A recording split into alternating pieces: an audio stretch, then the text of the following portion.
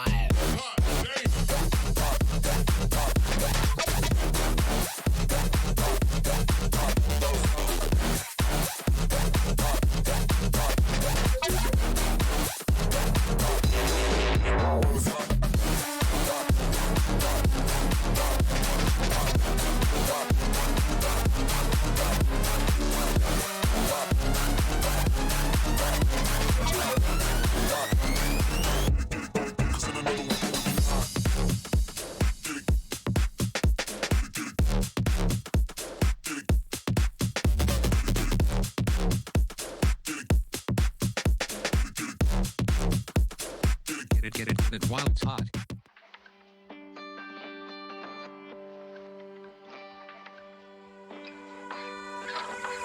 You're making thoughts peering into the soft light. This unfamiliar glare, it blocks me out, I'm blinded. These spiders my efforts to keep you satisfied. I seem to be losing you, it's not worth the fight. So I speak up, I scream into the void. I reach for a hand to guide me through the shifting land below. I'm running up,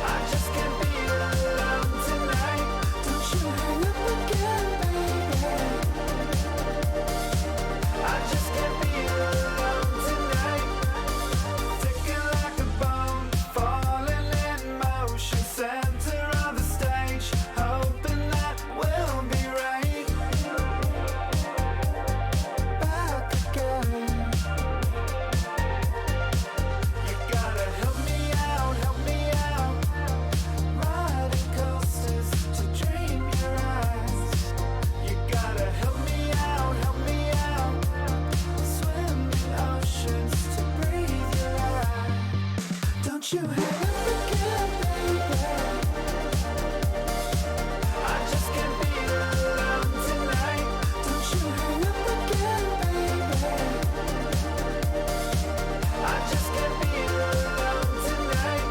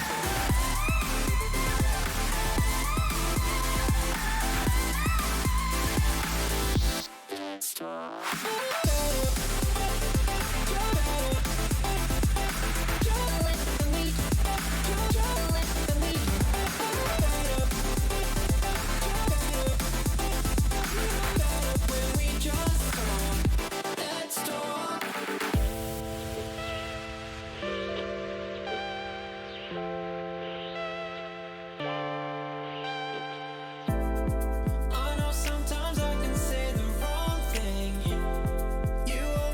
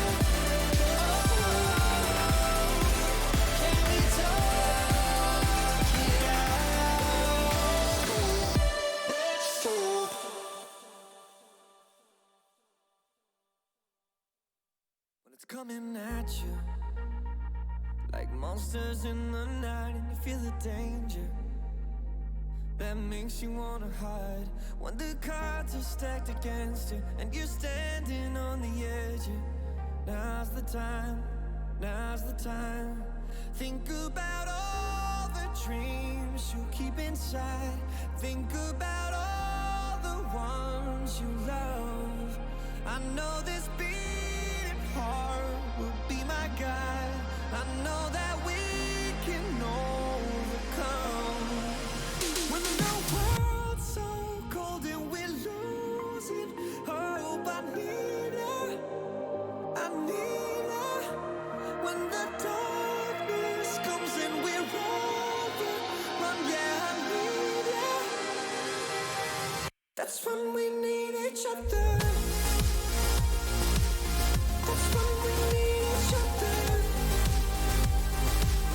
That's when we need each other. That's when we need each other. That's when we need each other. When you're falling faster and don't know where you are, you feel the danger closer than your heart. When the weight is getting heavy and the future is unsteady, close your eyes, close your eyes. Think about all the dreams you keep inside. Think about all the ones you love. I know this beating heart will be my guide. I know that we can overcome. When the world's so cold and we're losing hope, I need her, I need her. When the darkness comes and we're overrun, yeah, I need her. That's when we need each other.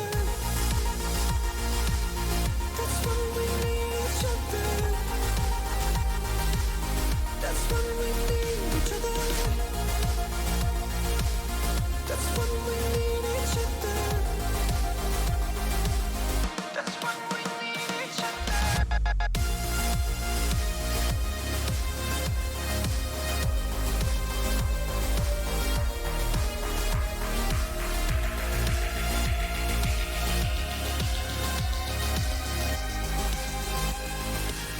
That's when we need each other.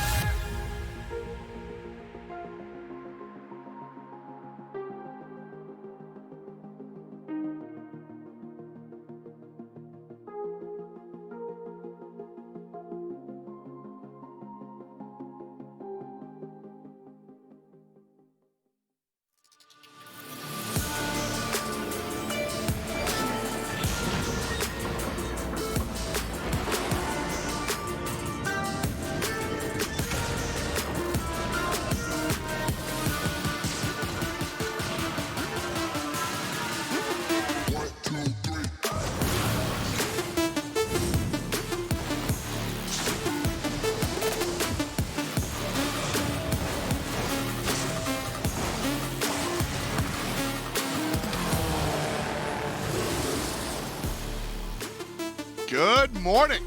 Welcome to the Rocket League Rival Series, or afternoon, evening, depending on where you're joining us from. However, I am here from sunny California, and I am also Tom F. Battinger, joined here by two of the most illustrious commentators in the building. It's going to be Stacks and, of course, Supersonic, one of the newer guys. How you doing? I'm doing great, man. The matches this morning were great out of EU. A lot of things went directions we didn't expect them to. We'll see if maybe we can get a win here on the desk and pick one of these right here in the second half of the day. Yeah. To say things did not go as expected earlier is an understatement. Yes, I am going to pick up an RCD Espanyol jersey, just like Reddit has suggested, and that will be the end of that. But hey, you know what? It's a new show. It's North America. I'm ready to go. Exactly. As Stacks alluded to in Supersonic, we have just finished up our European broadcast. But North America, 10 new teams, baby. Let's take a look at where everybody's sitting so far. Absolute leverage coming back from last season. So Charlotte, Phoenix, a couple of changes, though. We'll take a look at those rosters in depth in just a moment. On the bottom side, shout-outs to your play-in teams. Omelet, Zookeepers, 72 Pin Connectors, Chaos Esports Clubs, and friendly faces, some new ones. Stacks, why don't you give us the background on NA and what you're expecting? Well, I think one of the matchups that we should expect to feature top 2 teams in the league, we're going to see this week in Charlotte Phoenix and Monkey Business. They're 2 teams that made huge roster moves over this winter, but also you've got this the Warriors International team that basically traded with the Charlotte Phoenix. Jay Wismont finally left what was Splice and then Charlotte Phoenix. He went over to what became Nefarious with Buddy and Thunder. Then they were picked up by Warriors International. They lose Turinturo. He goes over to Charlotte Phoenix. So when those 2 meet up later on this season, that's going to be a real fun match in addition to the Phoenix match later on today. Love the terminology used, lose Turinturo. That guy is a beast, and I'm excited to see what he does with the new roster. Supersonic, what are you looking at? What are your highlights for NA? For NA is definitely going to be exactly that swap out. Turinturo, if that team comes together, that is a powerhouse. That's going to be what we were thinking the triple trouble of the EU side was going to be. They're going to be an absolute powerhouse. They're the ones that I'm going to be watching for all the way through. Should be a fantastic season as we watch all these 10 teams battle it out. And of course, this is the rival series. What's it all about? We're right beneath the RLCS. That's the big show. Number 1 team will auto-qualify, and the 10th team will come join us over here. Number 2 and 3 from the rival series go head-to-head versus 7 and 8 from the RLCS. And then everybody else got to play in a promo tournament to earn a right to play in Season 10. The 8th and 9th teams from the RLCS. But yes, for the rival series, it's been kind of an interesting past 6 months because last season with the expansion to 10 teams and the impending expansion this season to the RLCS going to 10 teams, a lot of shifts have been made in the rival series, and over time, we've seen that these players haven't had much of a safety net. They haven't had many opportunities to go up. You had to be top 2, and then you had to play your way up. Now having that assurance that if you're at the top of the league, you go straight to the RLCS, that is huge for these players that have been grinding for so long. Of course, the RLCS is the carrot at the end of the stick, but prize pool is here for the players in the rival series. Top card, $13K. Definitely not a chunk of change that you want to say no to. 10th place will grab $2,000 and teams in between therein. So that's what we're looking at as far as our RLCS rival series here. And as we get into it, I'm excited because, as I said, a bunch of new teams coming back from a world where we haven't seen them before, but also some vets. Should be an interesting day. Yeah, and for the, as far as the prize money goes, that's great. But even then, while it's nice to have that money, regardless of your result, you're going to get some kind of a payout. When you play now this 2-month season and you finish, say, 4th, just outside the top 3, you don't even get a chance at the RLCS, boy, that's going to be real bittersweet when you get that paycheck later on. A little bit rough there, but as far as us today, we've got 4 fantastic matches coming at you. Number 1 off the top, going to be Absolute Leverage going up against Stromboli. Some of the newer guys on the scene. Charlotte Phoenix will go head-to-head versus Monkey Business. That one should be fun to watch. We mentioned how Karma and Jay Wismont went different ways. Jay Wismont on Warriors International versus Affinity. And then, of course, Chaos Esports Club 72 pin connector. Anybody know who Jacob is? Yeah, he's a guy I heard that he used to kind of play this game competitively, and now he's doing it again. Hey, it's great to see Cobb back in the system here and back playing competitive Rocket League at a high level. This is a team, 72 pin connector, that I remember looking back last season when I saw him playing with Lion Blaze. I think I was talking to some friends. I'm like, guys, I need a sanity check. I'm watching Jacob play with Lion Blaze. And all of a sudden, that duo has turned out to be quite the tandem. And now they're in the rival series. They've got as good a shot at anybody at getting into the top 3. Yeah, we saw similar stories on the European side of the broadcast. Greasy Meister trying to get his way back into things. Karma's going to be doing it. Jay Wismont's doing it. Obviously, Jacob here in the conversation. But we'll start off at the top. Absolute Leverage is going to be our first matchup. They'll be going head-to-head against Stromboli. As I said, kind of the rookie team on Stromboli. Andy, J-Pow, and Allraz. Andy's going to be playing technically the sub, if I'm not mistaken. Yeah, so technically the sub, but we actually got somebody to get in contact with them to see what's going on. Other players, Heck's out of town, but they're basically saying we're a 4-man roster anyways. We don't really think it's going to have any effect on us whatsoever. I kind of land in the middle on that, on whether I think that's a good thing or bad thing. I know you've got an opinion on it. Across the way, Absolute Leverage will be Rodoko, Kinse, and Wanda Mike. Got their own stories. Let's finish up that thought on Stromboli, though. Stacks, you had something to say.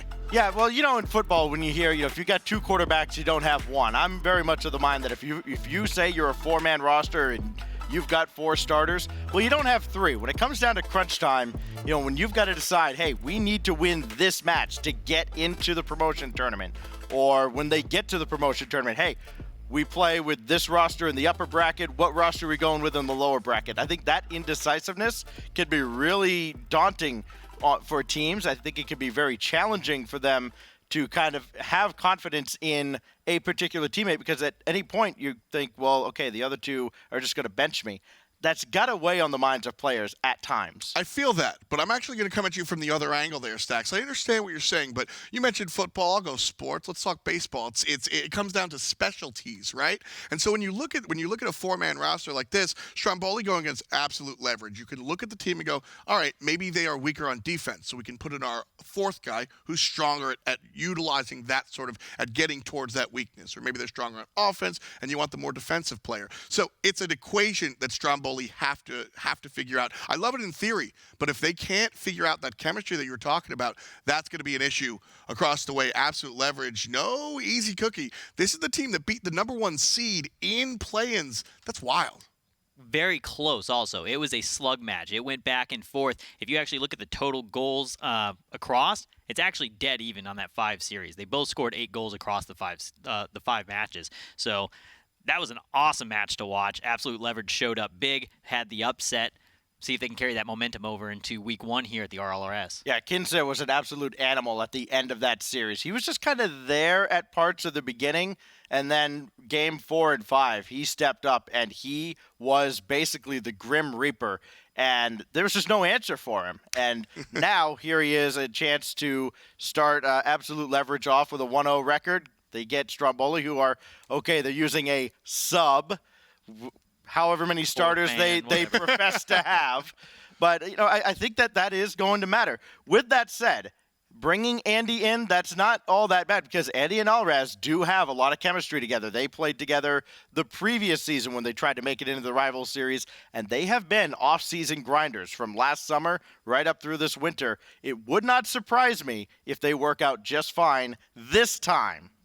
Well, it's all postulation. Let's get into those predictions. Put it down, man. Supersonic, what are you thinking? Who wins? I land in the middle on the whole back and forth you guys are having over this 4th man theory, but until I see it executed and function, I can't get behind it. I'm going with Absolute Leverage.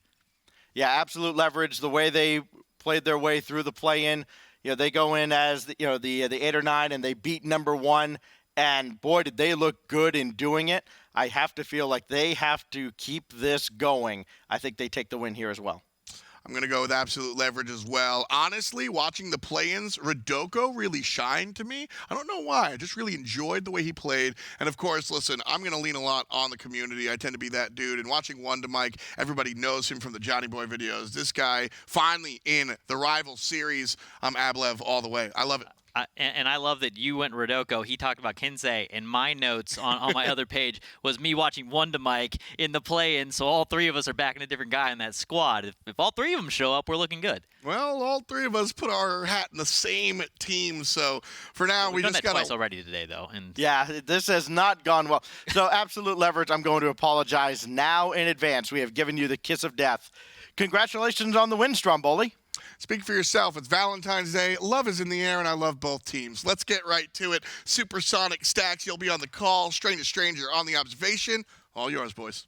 Hey, I love both teams as well, but hey, this is not Little League Baseball. There has to be a winner. There has to be a loser. Not everybody gets a trophy here, and there's no guarantee that either of these 2 teams are getting any kind of reward at the end of this season. It is a long, long haul. And it starts here with this match between 2 teams that I think going into the play-in, nobody expected that they would have a chance at being one of those top 3 teams. They have a chance to open a lot of eyes here as we start game number 1. Yeah, Game number one going to be right off to a quick start. Andy letting us know he might be the sub, but he's getting it done here immediately out the gate. 7 seconds in, they're already up one. Great start here for Stromboli. Couldn't ask for a better start for Andy coming in as well. All the questions. Got like 4-second goal, you know? He's even got a question mark after his name. That's great. All Andy, the am I supposed to questions. be here? Yeah, all the questions surrounding, hey, okay, so can he replace Heck? Like, can they function? They sure can, at least for the first 7 seconds. He's already got the first goal and the first save for his team, so Andy's definitely been a factor so far, but we're just getting started here in this matchup. Kinsey gonna bring that out of the corner and can get picked up by J-Pal as he pops that one up, tries to carry it over to make something happen, not gonna be able to, and Rodoko gonna try and clear that one down. Andy there to break that up. That was a clever first touch by Rodoko, too, trying to follow that up the side wall. Andy all over it. J-Pal will send this out to midfield, and it is Stromboli back on the attack. J-Pal trying to get one down on target, but this will be popped away. Follow-up is going to go to the corner, and Alraz coming on. His shot from the wing is going to be blocked. Double demo between Rodoko and Andy, and so they play 2-on-2 for a couple seconds. Here comes absolute leverage as that shot just goes wide. That shot was just about on. Alraz thought it was on as he smashes himself into the post. One to Bike, trying to get that up towards Rodoko possibly. Both of them going to commit on that ball. Kinsey coming in as the third. Need to get back, make sure that ball doesn't get cleared downfield over him. One to Bike with a nice little touch there to buy the team some time to get back downfield and set up for the defense. One to Mike will play this clear out to midfield, but it is Andy to intercept. Needs one more touch to center. Alraz is there, but so too are Kinsey and Wonder Mike. Another shot on. That one's saved by Rodoko. A team effort to clear that ball away, but here comes Stromboli again until Wonder Mike booms another one away. Andy going to be able to try and pick that one up in the corner and out to J-Pow. They need to get this back down, get it going. I think that if they can get a 2-3 goal lead here early in game one, they can kind of set the tone and the pace for this. I still think absolute leverage going to be a strong one to take down, but they're looking really good so far against them. J-Pow does get to this ball, gets it out to Alraz. That's intercepted by One to Mike, and Stromboli will reset again. Kinsey over towards One to Mike. We saw Triple Trouble try to utilize this, and then RCD Espanol later on in the series. Kinsey, his shot, that's gonna beat Alraz. We're all tied up. Great shot out of Kinsey. We saw this earlier in the day, I believe, out of block out here, bring it out wide left, give a little bit of hesitation and just cut that ball in, get it out ahead of the defender. Very nice place shot. Well, we've played just about half of game one, and we're no closer to figuring out who's gonna take game one. We're right back at a scoreless, wow. At a 1-1, tie game, 0-0, yeah, same 1-1, thing. yeah, It's right. the same. Give or take a couple of goals. Here is Andy. From the back line, looking for J-Pow, but he's not gonna get there in time. May still be able to play this, but Rodoko comes up instead. Little too passive there on the part of Stromboli. Gonna cost them possession and a little more pressure on the part of absolute leverage. Kinsey gonna be able to get out, pick that one up, gets it over. Good backboard defense from Alraz as he clears it out. One to Mike, gets one across. Kinsey with a possible shot here on target as he puts it up towards that upper right 90.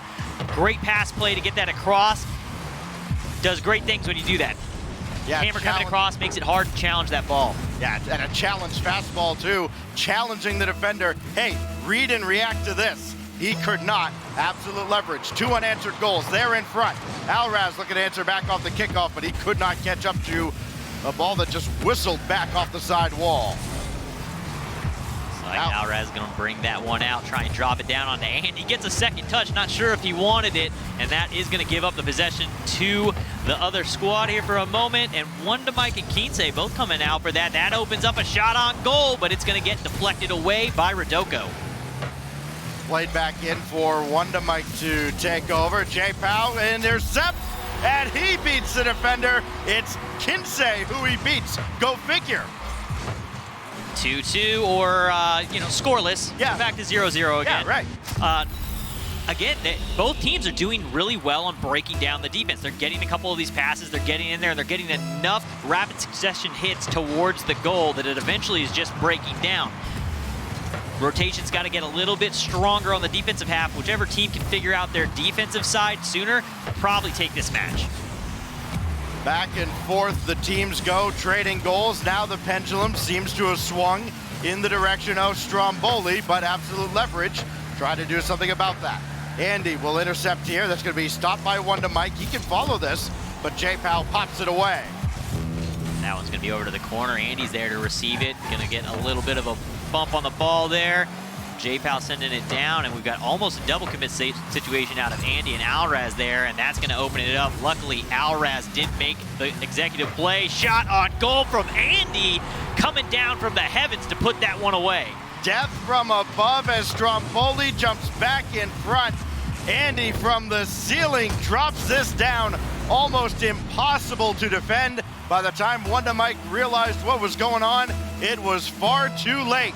Stromboli jumps back in front, and again, momentum is certainly on their side. J-Pow trying to chase this one down. It'll be Wonder Mike instead, as it is Absolute Leverage who again find themselves trailing.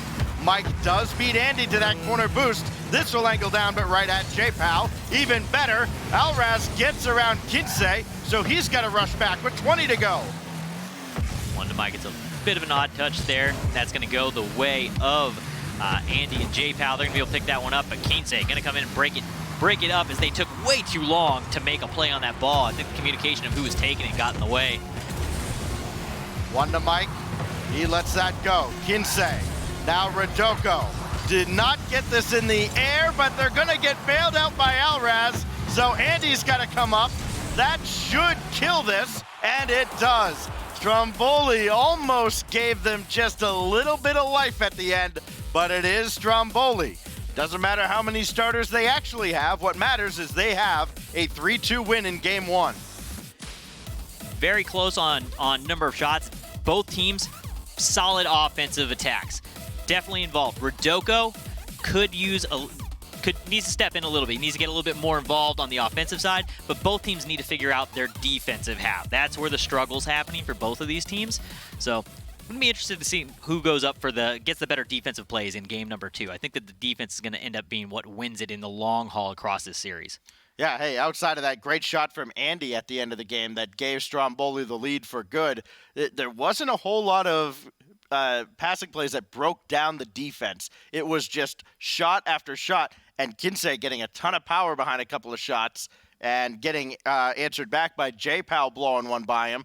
I mean, that's it. It's just hit the ball hard enough, the defense can't react. Yeah, sometimes you throw the ball at the net and good things do happen. Yeah, and that's exactly what they went for. And Andy, we had a question on whether having a sub in is going to make a difference or not. Maybe they are just a 4-man roster. Andy definitely showed up. He's playing like a starter. He's not playing like a sub right now. We'll see if he can continue that, though. Now, here's what happens, though. Now, let's say they win this match. There's a lot of Rocket League to be played here.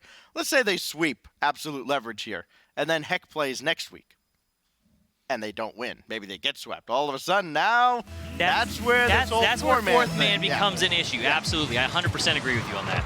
But there is a long time between now and then, including at least 2 more games here as we go to Neo Tokyo for Game 2. And a brand new opportunity for Absolute Leverage to get started in this series. It'll be Rodoko taking ball, Kinsey taking boost. And now J-Pow trying to center. He cannot. Doesn't get a piece of Kinsey either. And Wonder Mike will just take his time clearing the ball downfield. That one is going to go to Kinsey as he tries to get a shot up into that top corner and tries to get it to come down as a pass. Going to get picked up, though. Alraz goes in, gets broken up by Wonder Mike. And orange possession here once again. Rodoko trying to follow. Kinsey read that well, and his drive is saved by J-Pow. He will not be beaten this time. Now Rodoko, as that kisses the ceiling, it was on its way down, but Andy made sure there was no rebound off the backboard. Another centering ball. That one's going to be cleared away by Alraz. And so Rodoko will try again, and Alraz will clean this one over to the corner as well. That one's going to be left in the corner, though. Wonder Mike going to come in. Definitely not the touch he was looking for. Kinsey with a second touch here, and that one is going to get cleared back down. Andy with the challenge against Wanda in the corner. Wanda going to bomb that one downfield. J-Pow with a great challenge. He doesn't have a lot of boost to work with, and he's not going to find much either. So this will go all the way across. That demo on Andy will leave things to Alraz, who did hustle over there, but now double tap opportunity does not pan out, and Alraz will just play that off to the side. He's going to try and bring that one across. J-Pow coming off the backboard, going to get a touch. Alraz down to get a block shot there, and Wanda going to try and bring this one down again. Alraz just there for everything at the moment. J-Pow pops one up, needs Andy to help him out. Communication is there for Stromboli. And now J-Pow will patiently wait for this ball. Try to take it by Rodoko. He does. Kinsey rotating back to the far post. He's going to be called on here on the near side. But that's going to go right to Andy. More of like token pressure there, just trying to dump the ball in. Stall them for a little while longer. Alraz steals some more boost, and now you got to start worrying about that on the part of Absolute Leverage. That clear by Rodoko will give them plenty of time and space to work with. Alraz, good touch here. They're getting them into the corners. They're making good clears. Neither team's been able to show us anything like what we saw in their offensive half last round. I was saying that we needed the defense was going to win games. I didn't mean like this, guys. You still got to play the offensive half strong. Alraz over to Rodoko. They're not teammates. That creates a problem. And J-Pow will save that one on the goal line. He has been critical defensively for Stromboli. Now here's Andy. Over to the corner. Alraz coming on. His shot. That's going to be on target. Saved by Wanda Mike. Played further by Rodoko. And this is towards the target as well, but saved by Alraz. Yeah, Andy with the demo there as he went in for that challenge. Rodoko's going to get a touch, and Andy's going to come through, pop it back to J-Pow. Goes forward. Opportunity for Andy. Can't get to it, though. Kinsey going to pop it right back out to him. And finally, a possession and a clear down into the orange half for the blue squad here for Absolute Leverage. J-Pow trying to play indirect to himself. Instead, it'll be Andy who has to take over. Now Rodoko needs to get on his horse, and J-Pow beats him to the punch. Good challenge by the defensive Stromboli, keeping this a scoreless tie. Yes, actually a scoreless tie this time. Alraz playing one ahead, and that'll be played off to the corner by Rodoko. I appreciate the confirmation. I don't know that I would have gotten there. Stromboli does feel like they have had the majority of aggression here, but they have not been able to break through. This time they should. Alraz goes far down and away. Just high. That fifth man is so tough. We saw him come into play so many times in the EU matches earlier, and finally has a big play here as it saves the ball. Andy, opportunity to bring it up off the top, down off the backboard, can't stay with it though, and Rodoko's gonna try and boom one down to Wanda Mike, broken up. This will kick all the way over for Wanda Mike now, who will get the last surge before overtime, if we get there. Rodoko to the backboard. J-Pow burning a lot of boost to get up there and make sure there's no clean rebound. Alraz now downfield. This is going to pop up and away. Still got a centering ball almost through. Alraz plays one. No. Follow up from J-Pow. Not on target. Alraz will try one more time, but there's nobody to pass to. J-Pow finally comes through, and this should be cleared. No, it is kept up one more time. One last chance, and another near side stop by Rodoko. And now watch them the other way. Absolute Leverage cannot get downfield, and we go to OT. We're like 30 seconds into OT already. That ball was up forever. Well, right out the gate, though, that ball's going to be in the hands of Stromboli. Andy coming down, trying to get a quick one across the goal line. Nobody there to finish it off. J-Pow, though, he's going to come through. 12 seconds in, and he's going to send that one home. That 12-second overtime, and just a little bit of contact there with Wanda Mike took him out of the play. Rodoko couldn't recover. Kinsey couldn't get up in time. And J-Pow wins it for Stromboli after just 12 seconds. And now all of a sudden, the desk goes unanimously for Absolute Leverage, but it's Stromboli who's up 2-0 in the series. I figured something out from the other half of the broadcast. We've got to break one of us up so somebody can get something right. I'm just going opposite of you for the rest of the day. Okay, so I got Stromboli. Stromboli is my official prediction now to win this series. I don't think we can do that. We can't go back and reset that graph. We totally can do that. I just did it. I'm going to have to take your word for it. You are the veteran here. I have seniority around here, so yes. Stromboli, my absolute pick to win this series. And they're up 2-0 in the series, so that's good. J-Pow and Alraz. He's awesome. In that last game. Alraz was there for a ton of defenses. J-Pow was the guy on offense, but he was also there for a ton of tough saves. Alraz was there, but none of them were super threatening shots. J-Pow really impressed me that match. Yeah, and he did a lot of work on the defensive end. I mean, he made some great saves in game 1 as well. After teams had kind of traded away, really hard shots right through the back of the net, he stepped up his defensive presence, and then in game 2, he's the reason, I think the biggest reason, that Absolute Leverage came up with a goose egg in game 2. Yeah, he's definitely the game 2 player. Andy, I think, was that guy that showed up and made his statement in game 1, hey, I belong here. J-Pow came through and just said, hey, we're staying here. And they are putting a hurting on Absolute Leverage right now. So Rodoko, the only player in this whole match that has any rival series experience, no goal participation whatsoever. No goals. Hey, no assists. Sometimes you're that team player that lets the rest of the team get everything, get the feel good. You're the emotional, mastermind behind the scenes of your team. Well, I wonder what their emotions are like now that they are down 2-0 in the series. Rodoko may need to make his presence known here. J-Pow has made his known all series, and he goes through the defense like a hot knife through butter. J-Pow just taking that one downfield just ahead. Rodoko not able to get there. It looked like he was going to cut that ball in a lot harder, and he got one to Mike to bite early and backflip into that, trying to get the defense. It took 19 seconds. It took them 7 seconds in game 1. Stromboli It took are them like all 15 minutes in game 2, though. Yeah, you're right. They are all about these quick hitter attacks right out of the gates, and it has worked. If this scoreline holds, they will have a clean 3-0 sweep. That is a terrible touch by Wonder Mike, and Alraz ate him up. So, first goal going to come out, or second goal for them coming out here. Alraz again getting past. I believe Wonder Mike was the one that just did the backflip on the last play too. So another one going to get past him. A lot of pressure coming at him, and he's not quite able to live up to it at the moment. A lot of folks very excited to see Wonder Mike get his shot in the rival series, but I'm sure he would like to take a mulligan right now and have this day back. But it is Valentine's Day and not Groundhog Day. So they'll have to settle with these results. They've got 4 minutes to right the ship here.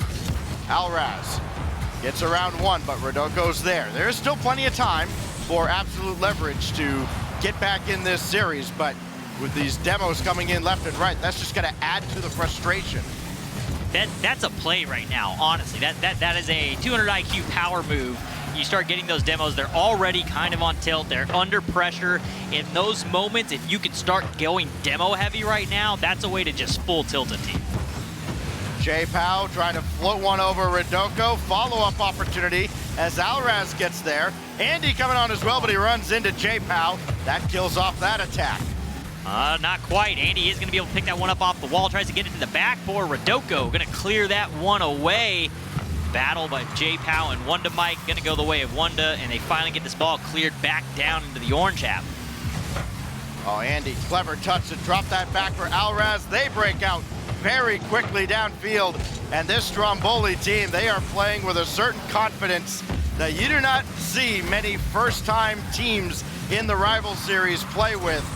And this is quite the sight to see right now as they seem to be picking apart Absolute Leverage. They've been playing very well. I haven't seen too many double commit issues. We did see the one bump where they ran into each other, but I think that's just more the camera as J-Pow is trying to come out.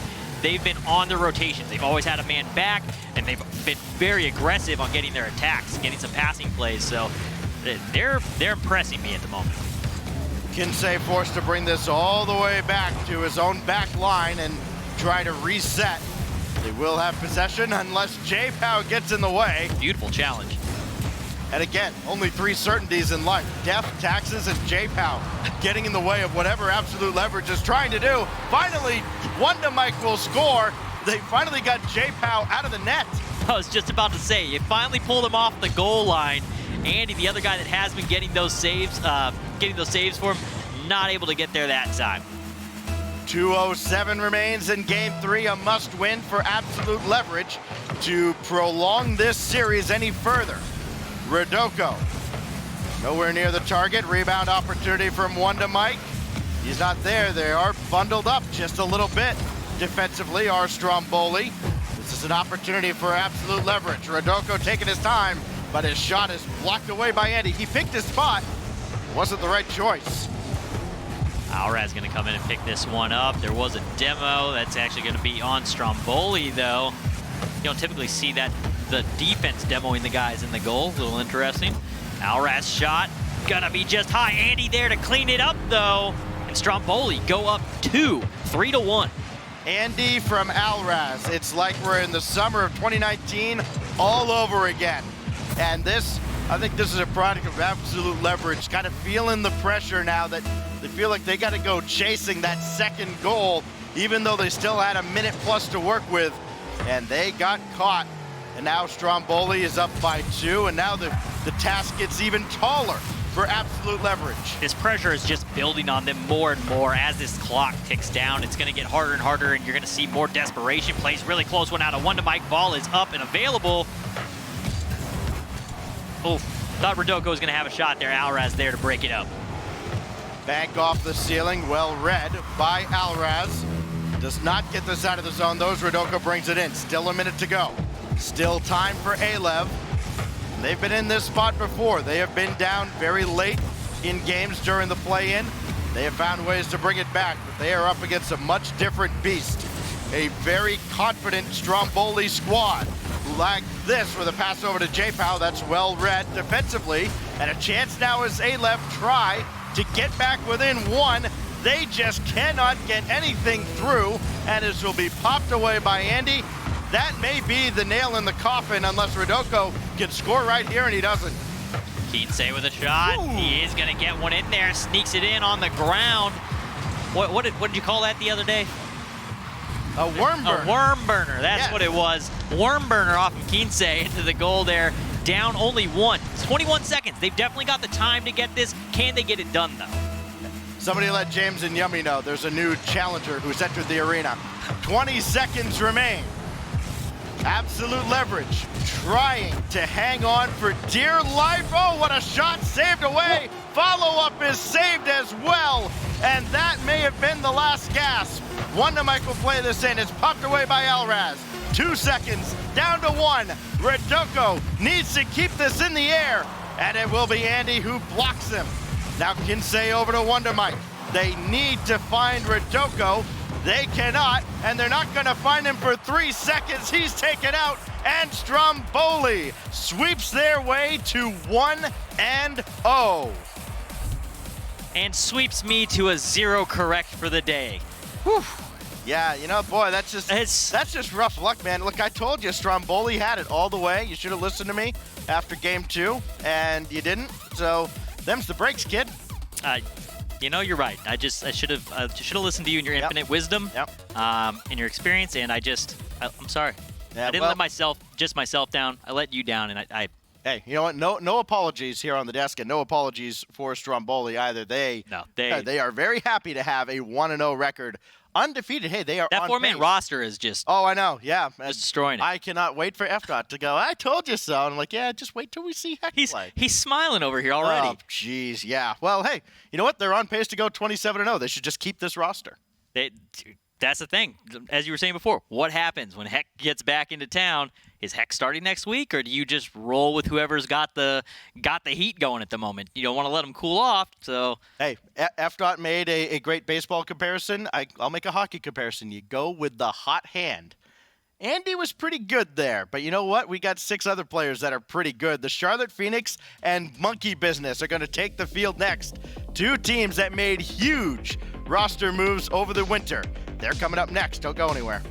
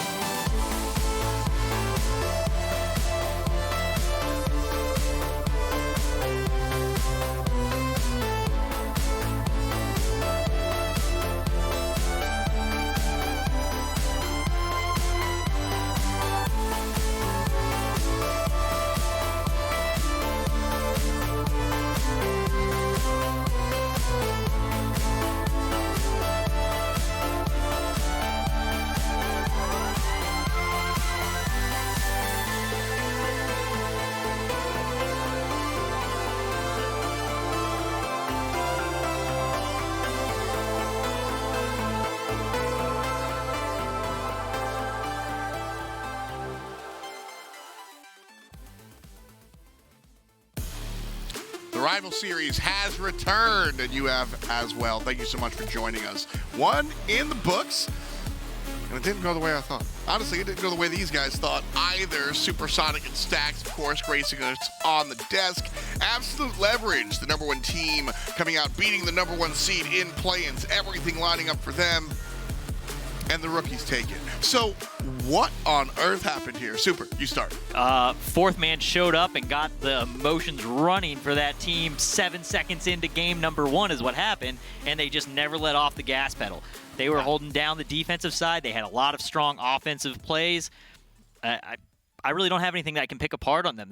They were making good rotations. They had very few mistakes. Yeah, they played almost flawless, and it's not like they had to, but they did. Yeah. And that's something that if you can carry that over week by week, like, you're not always going to play at your best, but if you play like that, that's a team that's going to look real good when we get into, week 6 and 7, and we're starting to look at, hey, who's got a chance here coming down the stretch? We were talking at length about the extended roster, right? Is he a sub? Is he a fourth player? Now, I don't think we have enough information to really prove or disprove our thesis yet, but, I mean, if that's a sub and he plays like that, what's the starter look like? You know what I mean? So I'm here, everything looking up as we look across the way at Stromboli, taking the match number 1 away from Absolute.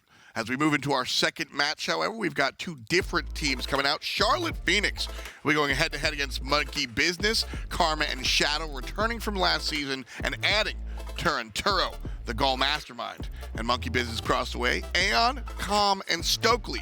Stokely and Calm played last season, and they added Aeon. So kind of these 2 partner squads adding a new guy, so-and-so. Both of them, honestly, a lot of different storylines here. Stacks, talk to me about Charlotte. So they add Turanturo after they drop Jay Wismont. Jay Wismont leaves one way or the other. They add Turanturo. So now what they have is they have Shadow and Turanturo, who both were tied for the league lead in scoring, tied with Seabass, who, if you haven't heard, he's also really good at Rocket League. So now they're on the same team, and everybody else has to look up at that and go, we have to match that? We have to stop that somehow? I don't see how anybody does it. A lot of the teams have like the guy with the high goal number, and then the rest of it. Well, now you've got number 1 and 2. What? That's going to be real tough to climb. But if anybody can do it, it might be Monkey Business. I mean, when you look at this roster, Stokely and Calm have succeeded in their own right. And Aeon, 3 separate seasons in the rival series. These guys aren't exactly what we call rookies. No, not at all. And the pickup of replacing Dino with Aeon, I think, is a good move for the team.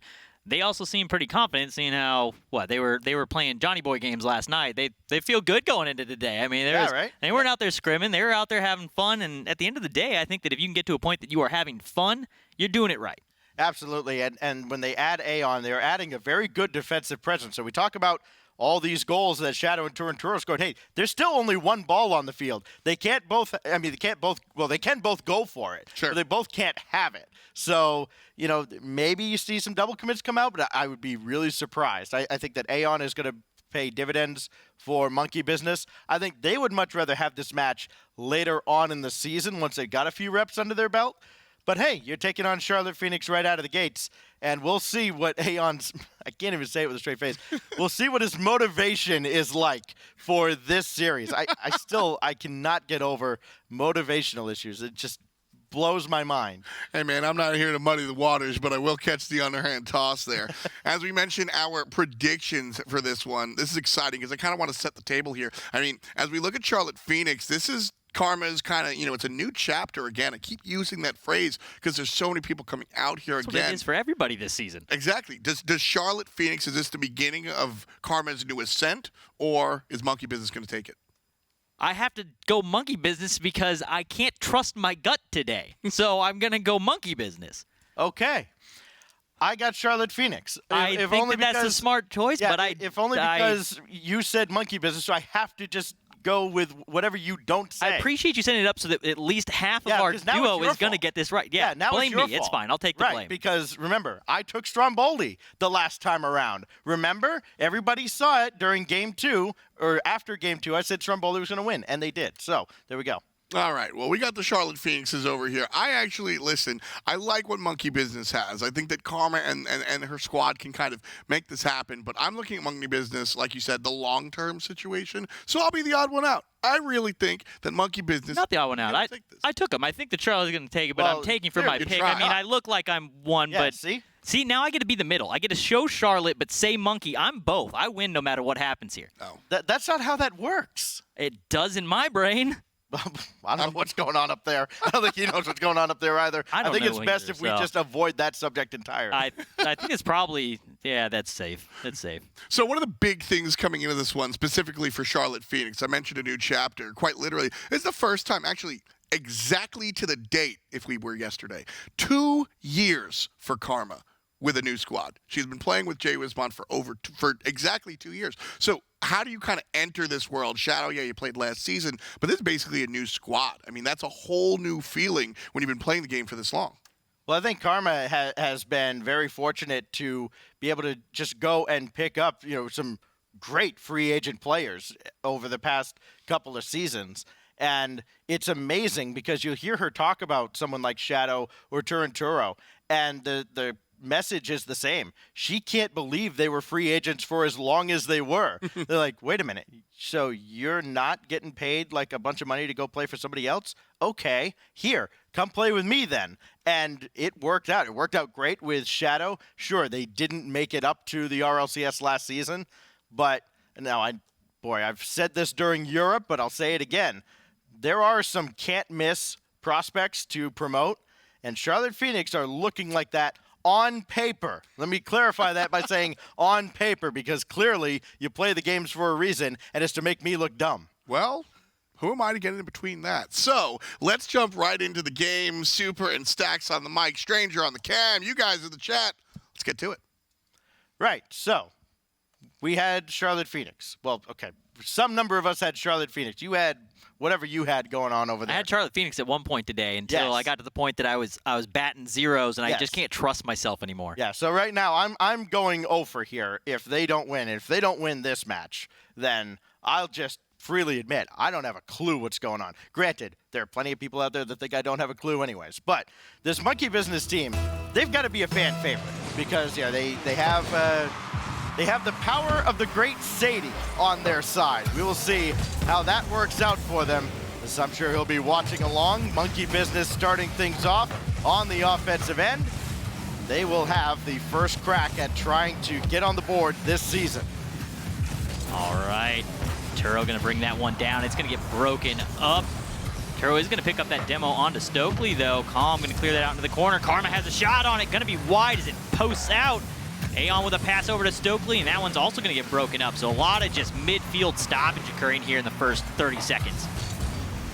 Over towards the side and played out further by Shadow. Turinturo is shadowing that play. And now Karma will bring it around the corner. That's sent away by Calm. Yeah, just a big clear there. Not really to anybody. It's kind of strange. We've hit these moments a lot today where I've noticed it almost turns into like a volleyball match at the start. It's kind of like watching two boxers feel themselves out at the start of the match. Just kind of boom it back and forth until you can find a play. Who's going to be the first one to pull it off here? Calm looking for one more touch. He's around one. Able to beat Karma. Able to beat Shadow. Gonna dish it in himself. And Calm gives Monkey Business the lead. Nice little sneak in there coming off of the corner. Sees that he has all the open space in the world. Jumps off and just tails it in. Well, it doesn't matter how many goals you can score if you can't stop the other guys. And Monkey Business are in fact out to a 1-0 lead. Now it is Shadow looking for a second touch. Does not get one. So back into the Charlotte Phoenix end this will go. For how long this time? Not very long. So you get cleared out of there pretty quick. Now Calm, popping one away. That's going to be brought right back in by Shadow. Second touch to throw one on target. That will be easily set away. Stokely taking his time. Needed that corner boost, and he got it accidentally. Aeon able to win that challenge there, gets it around, but Turo's going to get out there, tries to get it past Calm, wins the... Ooh, I thought that one was going in for a moment there. And that's going to be wide, and they start trying to clear it down. Calm in goal, looking for this one, but Aeon's going to pick it up for him, gets it around Karma, straight back to Turo. Gonna get stuck there in the corner for a moment. So as this kicks back out towards the middle, it'll be Aeon trying to clear. He's giving that away to Shadow, though. And that means Calm has to clear it away. Nobody over there for Charlotte Phoenix to keep the pressure on. Monkey Business back on the attack, and it will be Karma trying to play this out through midfield. Yeah, a couple nice soft touches there from Karma to bring it across. Wasn't, I think, trying to get it all the way to the wall, maybe get a pinch pass in.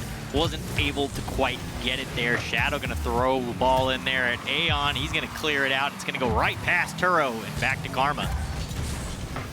Now Calm, that goes off the ceiling. Shadow does find Karma, but they take too long to get out of the zone, and Monkey Business able to put a little more pressure on. Now Karma looking for the demo on Calm, but dish that off to Shadow. What a pass!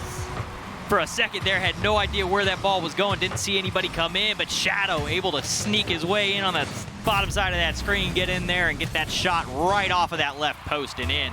Ties it up, so we're back to a, what do we call that, a 0-0? Shadow from Karma, call back to last season. They did that plenty. Now it will be Shadow playing another one down towards the net, well wide, and played by Aeon. Monkey Business, a short-lived lead as we get into the final 2 minutes. And now Stokely is going to have to watch Aeon take this ball downfield. Calm giving chase, got a piece of that as well. That will find Stokely, and he does pinch it down towards the corner, but only towards Turinturo. Aeon now, his shot's going to be blocked by Karma. She made that look a little more difficult than it had to be, and the follow-up is going to find the mark as Calm snipes the far corner. Karma gets a save, and both players, both Turo and Shadow chase that ball out of the corner. Karma coming off that side, though, isn't going to be able to get back on that. They needed somebody to be ready for that shot to get returned. Gonna need to clean that up.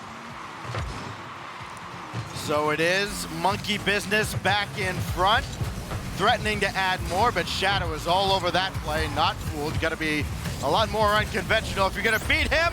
And now you get interference running downfield from Karma, and Turo.exe engage. It's one of my least favorite things to deal with is when that aggressive push, Karma coming in. You want to break me down? You ever run into me in standard play? That's the way to do it. Just throw somebody at me. Well, the problem is we've teamed up, and I've still just thrown my car at you, and bad things have happened. Hey, one of these times it's going to be the most beautiful accidental pinch goal that we'll ever have. That's a long time coming. Yeah. Shadow dropping one in. All of a sudden, renewed vigor for the Charlotte Phoenix. But now here comes Monkey Business. That's going to drop straight down. Big drive off the post. Calm is going to take his time, and Turinturo not going to wait him out at all. Put the pressure on as the Charlotte Phoenix, well, they're going to get kind of a second wind here and a second opportunity. Aeon had a nice decision there to just kind of hold that ball and keep it. He knew a teammate got demoed, made a nice touch, stalled the play out, let him get back up, and now they're getting things going again. Had a pass there. They thought Karma was going to get it, and they didn't get to take the shot. Aeon up to Calm. Calm with a wide shot. Hits it. That angle, though. Calm with a beautiful shot. Who did it better, Calm or Andy? I'm thinking Calm. I'm thinking Calm. This is clean. This is a really wide, hard angle. That is a beautiful shot. That is magnificent. 3-2, the lead for Monkey Business. The old bull send. Bosco watching on, I'm sure. Aeon, his drive into an empty net. Charlotte Phoenix said, hey, we're going to add all the offense in the world, and they forgot to play any defense at all. Quick return, and they go up to 19 seconds left on the clock. This is going to be a tough situation for them to come out of it. However, this team does have a ton of experience. If there's anybody that's going to put 2 goals in on this side of the right now, it's going to be this team. Well, it's 15 seconds. Very, very unlikely as Turo will work over one, trying to force his way through another. Chance here for Shadow, trying to set up Karma. This is going to take far too long, and Monkey Business takes game 1. I don't know why I ever right doubted here these for the guys. moment. You know, I'm looking kind of okay. I still don't know what I actually am. If I'm Monkey Business or Charlotte, the screen showed one thing, my mouth said another. I don't know what you are, and I've spent the whole day here with you. Wow. You're more Hey, confused than when we started, right? I know, right? Hey, we know. Wow, we know what monkey business is, but this whole thing has fried my brain. I blame the fact that I'm sitting next to him. That's fine. I'll take the blame. I mean, God, the offensive pressure is just so much stronger out of monkey business right now. It Their is, defense, yeah. I mean, they're shooting 9 to 4. I mean, that's more than double. That's a lot of shooting. Yeah, and Com is a player that a lot of people had their eyes on for someone who may get picked up by an RLCS team going into this season.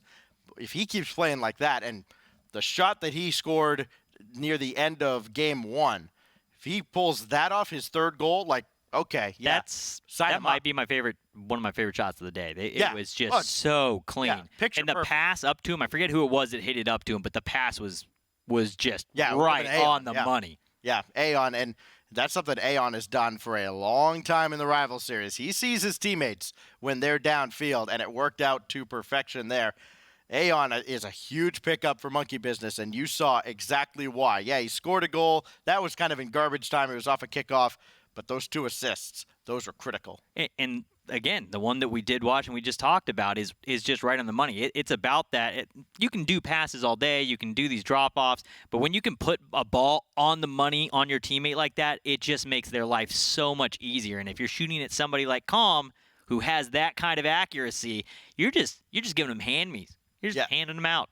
Yeah. Free shots. Right, yeah, free goals, too. You know, Calm is a player that has just been so fun to watch, even when you go to, like, these lands, you know, down at DreamHack Atlanta, up in Toronto for World Game. You know, the whole family's there. You know, they got the pins that had, you know, the Bull Send logo, Bosco on it and everything. It's actually Stokely's dog, go figure. But, you know, it's just a treat to watch when you see, you know, the families get involved with these teams and support them. I love to see that. I mean, I definitely came, you know, at times there's parents that do and do not support gaming. I love seeing it when families show up to these events and they're out there rooting the kids on and all the holding up all the signs and everything. It just makes the whole thing a lot funner for everybody involved, everywhere from the casters to the players to the fans. So I love seeing them get involved. Yeah, we'll have a little extra time before we get on into Game 2 as we try to get the players back in and ready to go. We had a player disconnect. But you look at that last game for the Charlotte Phoenix. Again, they had offense. They had plenty of opportunities. The defense stood up for Monkey Business. But what did not stand up for Charlotte Phoenix was their defense. And, you know, that's a game that could have gotten really out of hand around the midway point. But you know, the Charlotte Phoenix have got to do a better job of getting back and stopping opportunities like that. I mean, you're not going to stop the goal that Andy scored in the last series. You're not going to stop the goal that Com scored. That's just sometimes good offense beats good defense. Yeah. But there are some other goals scored in that game, especially the one that Aeon scored off the kickoff. That's like, what are you doing? They had offense. They had offensive pressure. They were doing well with getting the rotations still defensively. They had the 2-2 about halfway through. After that last goal, though, they started getting really aggressive, and it looked like they were chasing those goals. And the second you get into that mindset and you've still got 2.5 left on the clock, you're only halfway through the match. Calm down a little. You don't have to rush that stuff. And as soon as they started rushing, things started falling apart. We look at, you know, we talked so much about Shadow and Turinturo, their offensive prowess last season.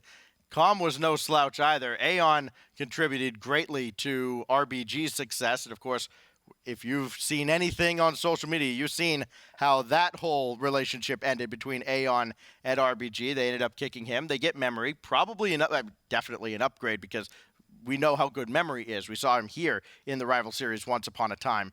But now he gets another opportunity with this Monkey Business team. And we talked about motivation. We kind of joked about it a little bit with that being one of the reasons given for kicking him. He looked very motivated in that game on both ends of the field. I'm not sure what the motivation is. Maybe it's being said that the motivation issues were that's motivating him. Whatever it is, whatever you can find to motivate yourself, make use of it, and he definitely found whatever he needed to get things going. Yeah, no matter what the issues were, and only the players and people behind the scenes are going to know that for sure. I can tell you one thing. There is nothing that motivates you more than being kicked off of a squad and being told, yeah, you're actually not good enough for this, sorry, because now he's going to get a chance. And just imagine, just as we get a little further down the line, just imagine this Monkey Business team is playing in the promotion tournament against RBG. something to think about in the next couple of months as this season unfolds. That would be a fun one. That's yeah. definitely a possibility, too. If they can play like this, there's a chance that happens. There is a very good chance that happens. They're probably going to need Stokely to get involved just a little more in the offense, though. No goals, no assists in Game 1, but they didn't need it. They take that game 4-2. We appreciate your patience as we get the players back in and ready to go on Neo Tokyo, and a chance for the Charlotte Phoenix to reset and refocus, trying to tie up this series. Yeah, Charlotte Phoenix with an early attack there. Calm able to clean that one out. This ball is starting to clear down into the blue half. Shadow going to put that one into the corner, picked up by Calm, out across the goal. Karma's there, though, able to get away from Stokely. Turo will control this himself in the corner, trying to work around the entire oncoming attackers by himself. And it worked out to some extent. Now Shadow has Karma coming on. That's going to be played all the way back down, though. And we talk about Charlotte Phoenix getting back in transition. Turo did, and as a result, they're going to be able to fend off this attack for the moment by monkey business. Shadow going to put one out and across as he wins that challenge. Turo going to try and sneak one in. Gets a perfect pass out to Karma, and Karma's there to put that one away. They go up 1-0 here in game number 2. Everybody's got a goal. Everybody's got an assist for the Charlotte Phoenix as Karma gets her first goal of the series. It comes with 4:04 to go in game 2. A lot of Rocket League to be played, but a good sign for the Charlotte Phoenix. Now Shadow trying to control that ball. He was twisting and contorting his car in a bunch of different directions, and it didn't work out. So he will try again. This time to just boom it downfield, but Turo can't chase as he's taken out. Shadow does get a touch here in the corner, trying to bring it down. Just an absolute bullet of a pinch coming off the corner there, sends it across. They do maintain possession. Karma now trying to set one up for Turo. Gonna get broken up by Stokely.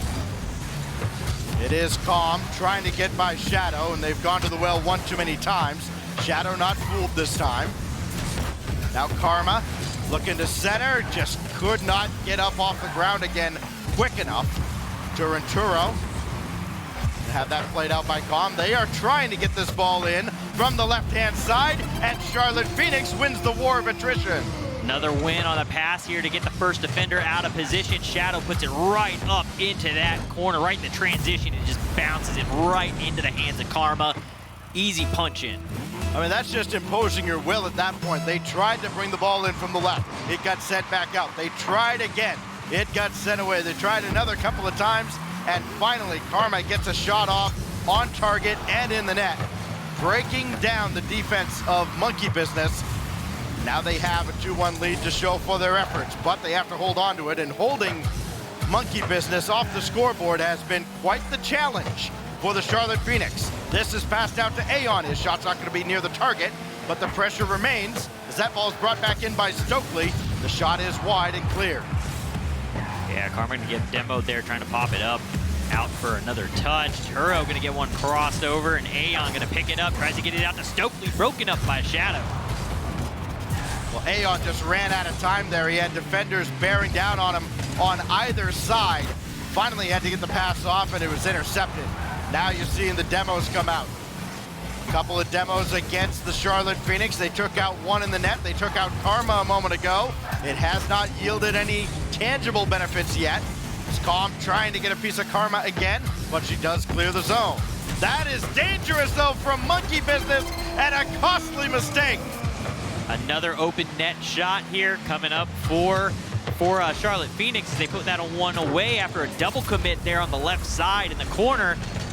They're definitely looking better here on the offensive half. One of the things I am noticing is that they're getting a much better spread across the field here on these clears. They've been able to pick up a lot of clears. They've had somebody on each wall every time Monkey Business has tried to clear a ball out. And again, Karma coming in already down that wall and banging it right back into the corner.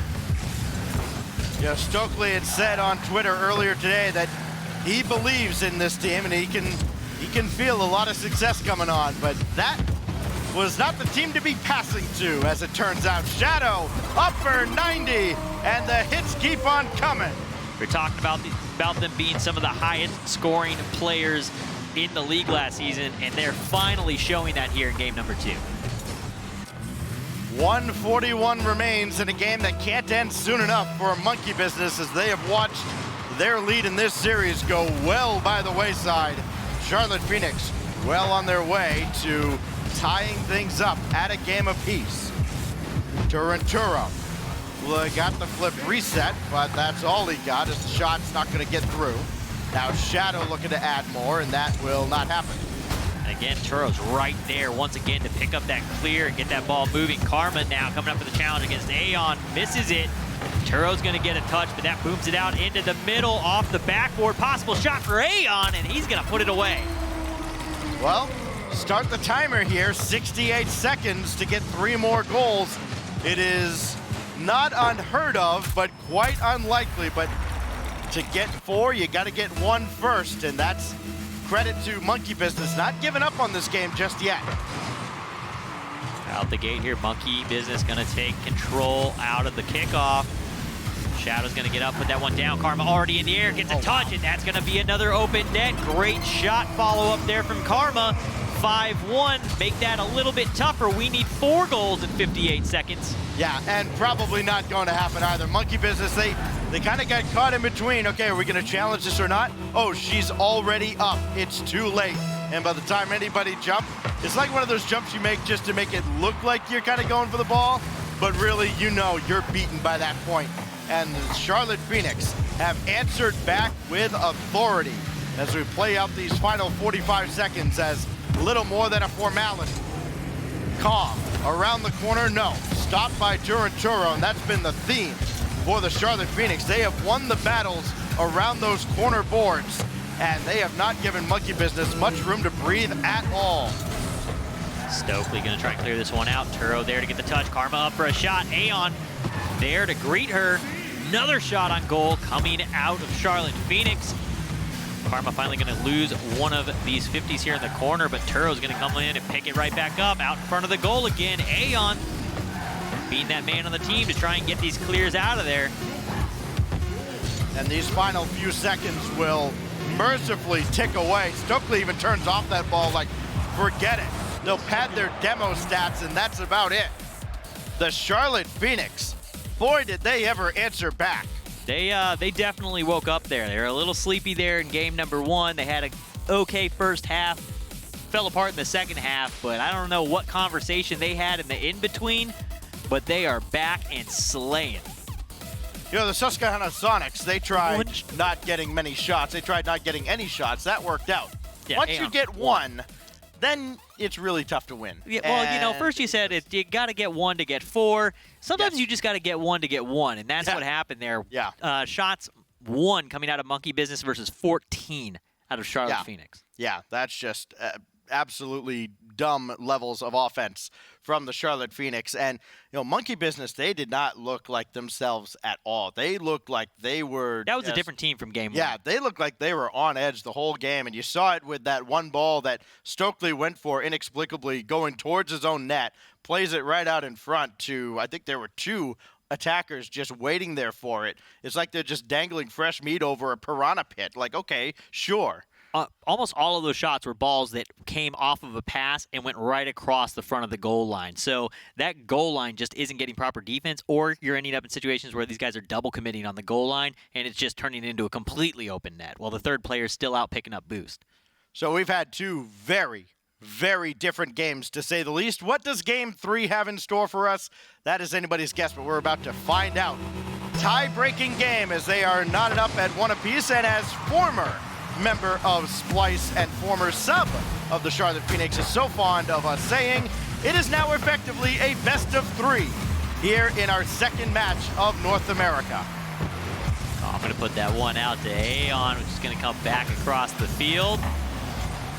Straight back down into the orange half, and they're going to start taking control. Aeon a little slow recovering, going for that ball. So now Karma gave this a look, but Karm gets there instead. Karma just a little indecisive, but it's good enough to stop the attack of Monkey Business. And now Shadow is all the way downfield, but there is Calm to intercept. And he's still there, up very quickly for this. Aeon lurking behind him. Pass will not find him though as Turanturo collects. I'm going to get out there ahead of Karma, gets the demo. That's going to leave it for Stokely. Turo's going to beat him, tries to get a shot on goal. knocked away by Aeon. Boy, what a save by Aeon, too. He is in no man's land there, and that's why they picked him up. A, because he's just one of the best players available, but B, his defensive presence is something that they had to replace when they lost Dino, and they have done the trick, at least so far with Aeon. Hey, I'm going to try and touch one out across the mid. Stokely not upfield enough to be able to make a play on that ball. It's going to fall into the hands of Calm as he throws it up above Karma. Karma with a rare miss off the backboard there. That ball is going to get cleared down. Calm now looking to try and pinch it back out, but Turo's going to get a hit. It looks like it's going to be good. Turo puts one away and takes the first goal here in game number 3. Yeah, there are two defenders trying to hang around there at the net, but they just can't get there in time. And Charlotte Phoenix picking right up where they left off in game 2. Important kickoff here for Monkey Business because they've got to get an equalizer sooner rather than later, lest this game get away from them like game 2 did. Turanturo will dump that off. Stokely charging in. Aeon looking for Calm. He's not going to find him, and instead Calm has to get back and make a stop there. Not credited with a save, but it was pretty close. Stokely going to come in, gets challenged by Turo. Turo's going to win that one. Calm versus Shadow. Shadow going to go just about even, but it's going to fall into the hands of Aeon to Calm. Calm with the shot. Turo there to defend. Aeon has lost the line on this, and the shot goes behind him. He's trying to play decoy against the defense of the Phoenix. They were not fooled. Ball coming across the field. Shadow's going to pick that one up, bring it down towards the corner, see if they can get one across. It is going to get stopped, and Aeon's going to pick it up straight to Turo. Don't think they're going to have anybody there to make a play, though. Shadow over to Karma. This will go back downfield as Shadow gives chase. A little 1-2 play does not work out for the Phoenix. They don't extend their lead just yet. They will keep a little more pressure on Monkey Business. Bouncer looking for Shadow, again well intercepted, and Karma has to play it off to the corner. There is a Monkey Business attacker waiting though.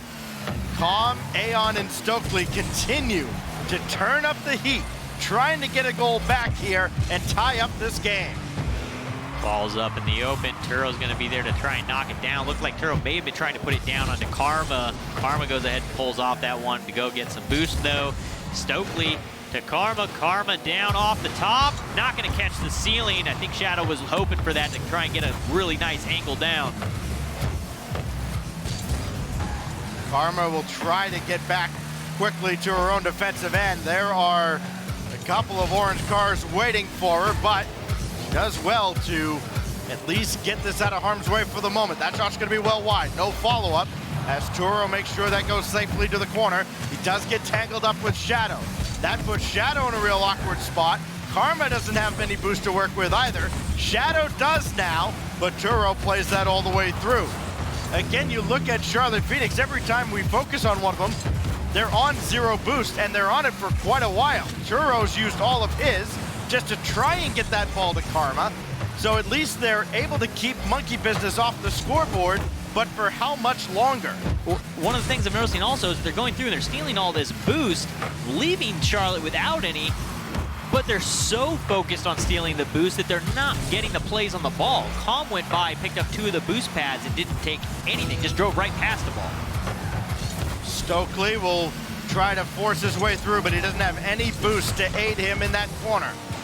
This could get to the ceiling, it does not, and now Turanturo will take his time. Good centering pass, but Calm had come up too far, and that's going to fend off another attack. Aeon, can he play the hero? Got the flip, reset the shots high and wide, and blocked away even further by Karma. 3 seconds left.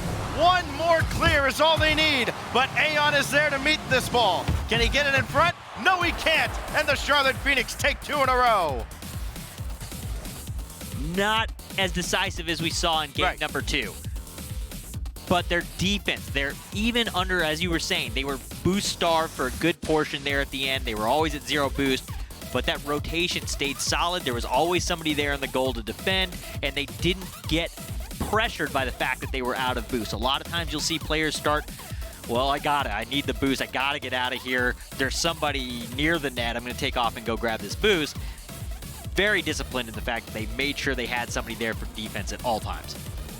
1 goal in the last, we'll call it roughly, about 11 minutes of gameplay? Because I don't think Monkey Business got anything in the final minute against Charlotte Phoenix in game 1. So, boy, Not in the final minute. It was pretty close. I think it was in the final 2 they got that 1 goal. Yeah, so you're looking at quite the drought here that the Charlotte Phoenix have forced upon Monkey Business, and we talk so much about these two teams and all the offense that they bring to the rival series. That game going 1-0, and it was a clinic on the part of Charlotte Phoenix. Absolutely, and it fell on the defensive side of that. They handled defense extremely well, didn't let pressure get to them, maintained composure. You've got the lead. That's all you need to do at that point. Defense, what is it? They say defense wins games or wins championships. It wins matches, too. Yeah. Individual matches. It comes down to it. If your defense can hold strong and keep the other team from scoring, then offense doesn't have to do as much. Well, let's see what the offenses can do in Game 4. It has to do quite a bit for Monkey Business, you would think, to keep them alive in this series. As they start things off, it is Calm taking that handoff. There will be Aeon popping one up, and Shadow is all about this play. Saw it from a mile away, and now Calm's in a really tough spot, using all of his 36 boost to get anything at all, and he didn't get very far to begin with. Bought himself a little bit of time for the team, though, so it wasn't completely wasted. Was able to get the ball out off the wall.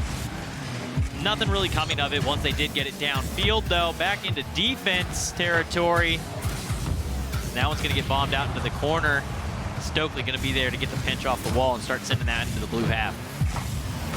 Played over towards Turo. His shot is just wide, and that's an opportunity I'm sure he'd like to have back, especially now that you have a chance to close out Monkey Business and get early momentum in Game 4. Now Karma lets that bounce, and the demo coming from Stokely blows up the play. Now Aeon, he'll challenge in the corner, got this ball in front, and it actually caught a deflection. The attack stays alive for Monkey Business, but not for too much longer. Karma trying to get one up. Stokely already pre-jumped that, was in the air looking for it, not able to get a piece of it though. Turo off the backboard. Third man not there to make a play on the ball. Karma going to be able to break that one up before Stokely gets it, and Turo going to put one on net. Calm there to make the save. Downfield this will go, and Karma will take it in the corner. Now Calm over to Aeon. Well read by Turo. Now Shadow. Solo play. This will drop down. Can he finish? No. Karma now trying to set it up for Turo. And instead, Aeon gets there in time. A ball that just hung there for an eternity. I think there was an opportunity there for Karma to try and make that pass play. Decided to take it herself. I think if she'd put that off the backboard, it may have been an open net there for Turo. Split-second decisions, though, they're tough to make. That's why they get paid the big bucks and we do not. This is going to pitch on target from Karma and Turo. That one sent home, 80-mile-per-hour fastball. You hate to see it when you're on the defensive half. No way Calm even has time to see that one coming. There's nothing you're going to do. Sometimes those goals just happen. You need to shake it off and just get back in the game. Even Torment would have watched that one going, yeah, there's no defending that play. So it works out for the Charlotte Phoenix. Looking like the best team on paper for a reason. Coming up on halftime of Game 4. Still a lot of Rocket League to be played as Karma makes a stop. Calm, trying to find Stokely. He cannot. Now it's Karma and Turo. They did it again! Don't fix what's not broken. And this thing is not broken. It is functioning. Karma, Turo, just run at each other. Hit the ball. It doesn't matter where you are on the field. When you're sending balls in that quick, nobody's getting there to defend it. Yeah, they took a little bit off of that one. 78 miles an hour from just about point-blank range. Aeon never had a chance. He does have a chance to play this ball, and he does get it to Stokely, but they're going the wrong way. Shadow, he got the demo on Calm. It looked like Calm was going full bore into him, and he's the one who gets taken out. Now Karma with a good challenge there. Shadow back to Turo, and another log to the fire. The pressure coming out of Charlotte Phoenix has been just cranking up. Last match, they slowed down a little bit. This is looking like Game 2 Charlotte Phoenix that we saw earlier in the series. They are just putting heat downfield. Shadow and Turinturo combined for 62 goals last season. They have combined for 7 here in this series alone. Calm trying to Shadow against Shadow. Tried to take him out along the back wall. But Shadow with a little I stutter didn't realize move that on the way Shadows up. had a Shadow. Oh, of That's course a they new do. concept for me. You ever play D&D? Of course they do. Here is Calm up to the skies, and Karma will have that dropped down to Turo. Stokely gonna pinch that one up, down to Calm. Calm with a quick hit down to Aeon. Nothing gonna come of that as that gets boomed off the back wall, cleared into the orange half. Stokely already back to get a touch. He's gonna get called off. Aeon comes through, sends one home. 3-1, minute 20 left on the clock. They need 2 more to stay in this. You saw a little bit of it at the beginning of that replay. Turo was just flopping around like a fish out of water. Karma trying to get back to that corner boost, but by the time that shot came in, she had no chance to get back there. An unfortunate sequence of events for the Charlotte Phoenix. Their lead has shrunk down to 2, but it's still a very comfortable lead. Now Shadow dropping one down. It could get really uncomfortable in a moment if Monkey Business can narrow the gap just a little bit more. Turo gonna grab this one, gets it around 2, down towards the goal there, but Aeon is in town. He's able to get that block. Ball open here. Karma with a good hit off the backboard there, or just off the sidewall, and gets it cleared back down into the opponent's half. Important for Stokely to get that corner boost before he tried to play this ball out of the zone. And now Calm, all he can do is try to play keep away. And in fact, he's given the ball away to Shadow. So Aeon will boost up. He leaves the midfield boost so Stokely can take it. That ball falls to Calm. Stokely coming on. No, it's saved at the goal line by Shadow. And the ball's now getting returned back down to the other side. Stokely going to be able to make it back in time. They have a few seconds here to set up the possibility, but they need to send a ball downfield right now. That one just high off the post. Stokely, opportunity, sends one down, but Shadow is there to break it up. Yeah, that punch got way too far out in front of Stokely. Had to realize he had time to dribble down and score like this to give them time. It's a goal of no consequence as the Charlotte Phoenix take 3 games in a row. And finally, I got one. Hey, according to the graphic, if somebody's watching at home with no audio running, I nailed that one. Unreal. Unreal. You just flip-flop back and forth like that? Who does that? Unreal. Me when I'm panicking, man, and I just... How about, look at these numbers. It's... Turo? It's... You think not Turo wanted good. to win this game? I think Turo wanted to win all the games, but yeah, no, Turo wanted this one. There's something specific about this match that Turo wanted to show up for. Yeah, and the last 2 goals that he scored, a combined, you add them up, it was about 150 some odd miles per hour on the 2 One of them shots. was Yeah. 80, the other one was in the 70s, so Yeah. 150 plus. Good grief. Hey, you know what? You said it. Don't fix what isn't broken. And As a matter boy, of did that fact, just work. keep working whatever's working. Yeah, hey, if you can unleash a physics bomb towards the net, why wouldn't you? You should just do it on every shot. I don't know why people don't just do it every single time. Yeah. It seems simple. Right. Well, we mentioned Common Stokely. They were the returning members of Bull Send, now Monkey Business, in that series. And Stokely, how many goals, how many assists, good sir?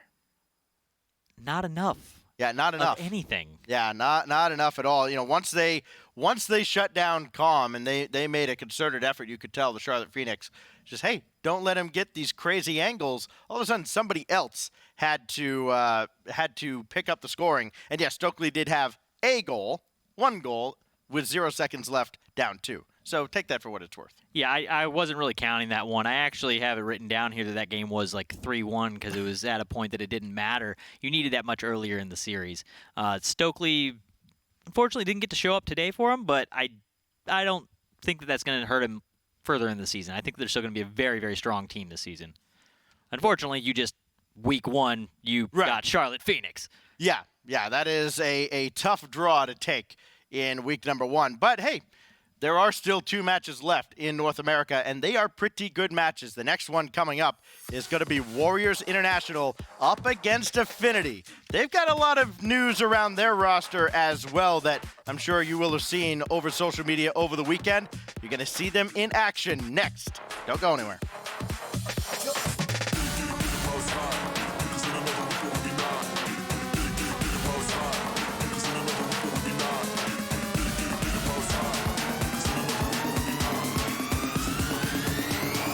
In another week it will be not.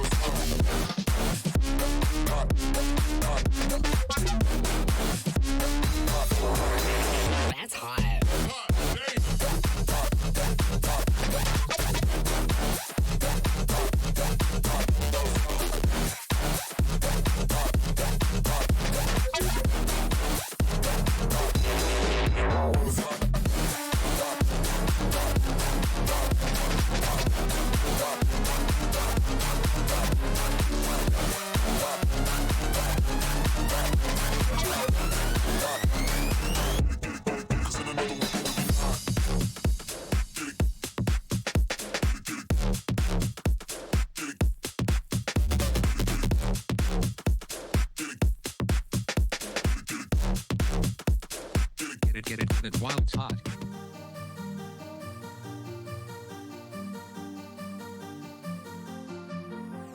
Feel my arms holding on so tight just when you need it most. Feel the freedom of being careless, just being in love. Everything will be alright through the darkness.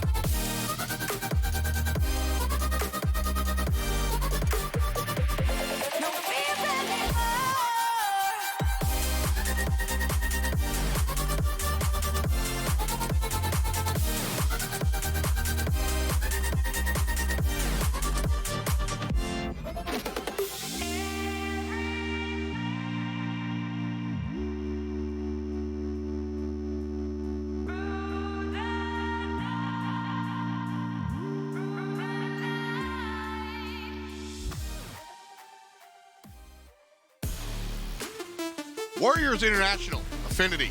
Those are the two teams we're going to see going head-to-head in just a moment. But we'll get to that when we get to that. Right now, I'm just going to say hi to my friends. I'm Tom. This is Subi. And, of course, the very own Spaceman. How you guys doing this afternoon? Doing great. I mean, Europe really shook up the day, woke us up, got us ready for NA, and I feel like we're about to see something special to end the day today, especially starting off with these matchups. Yeah, I don't think anyone really expected today to unfold the way it has, but I think we're closing it out in the right fashion. We got NA powerhouses coming together. It's going to be a good one. Yeah, NA's kind of shaking up to be a little bit of everything, right? Stromboli, who would have predicted that? But on the other hand, Charlotte Phoenix, kind of business as usual. Now, as we turn the page, Jay Wismont, the other side of that old Splice squad, he's going to be going head-to-head versus these Affinity guys. And this is going to be the question. Again, we see a new chapter for an old-school player. What are you thinking, Subi? You know, I love Jay Wismont. He's been one of my all-time favorites as far as players that have been in the rival series. He always gives his all. He's always been one that just leaves it all out on the field. But as far as a one-for-one trade, Jay Wismont for Turin Turo, yeah, that's not an equal trade. And I really feel like the Warriors got the short end of the stick in this deal. But he does bring that experience. Buddy and Thunder do have previous experience last season. It's just how they're going to work together. I don't know. I don't know how this squad's going to mesh. So we're going to find out today. As we sit at the halfway point of our North American broadcast, let's take a look at what else has gone on today. As I mentioned, a little bit of a surprise with the guys from Stromboli toppling Absolute Leverage and Charlotte Phoenix versus Monkey Business. Monkey Business did some things, but ultimately Charlotte Phoenix takes it in 4. So a nice look there for match number 2. Later on, we'll see Chaos Esports Club go head-to-head against Jacob and the boys from 72 PC. And for right now, as we mentioned, Warriors International and Affinity. Affinity, Percy, Jordan, and Magic Bear. We'll keep an eye on that roster. Some things in leeway right now, so we'll keep you posted. But Spaceman, I want you to touch on Jay Wismont's new chapter. Are you as positive as Subi is here for the man? I am. I think this is a perfect opportunity to kind of rebrand yourself and bring yourself back into the limelight. Let's remember, he won Season 6 of Rival Series, and he placed 3rd overall over his couple of seasons, right? He's had experience with Splice. He was on there for a little bit, and then he was on Charlotte Phoenix as a sub. So the guy's experience all over the board. You're on a major organization, then you're on a team that has experience in Rivals. You do get jumped to a new squad, but the former Nefarious squad that just got picked up, you have Thunder and Buddy, both duos. They were under Full Metal Gaming, and they placed 5th last year. So this is an opportunity for this team to really take a hold on the season. Again, we don't know a whole lot about how they're going to mesh. That's where this entire game can really fold out for them. I've got to play devil's advocate here. Yeah, Sure. they did really well last season. They did get 5th. But Turin Turo was the storyline of their entire team, and we just saw what that guy can bring to the field. Yeah. Charlotte Phoenix looked incredible. Once they got warmed up, a team like Monkey Business couldn't even slow them down. So, yes, Jay Wismont is good, but they're just not going to have the same firepower that they did last season. We've mentioned Jay Wismont's name a whole bunch. Let's see who's going to be joining him on the team as they take the field. Buddy and Thunder, these are the guys that played last season together. Jay Wismont will be joining them. And if you're unfamiliar, I don't know how, Jay Wismont around the block, a veteran multiple times. Affinity, though, Jordan, Percy, and Creams. Creams will be subbing in here for Magic Bear.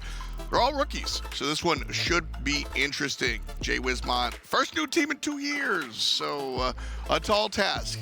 Let's focus on Affinity.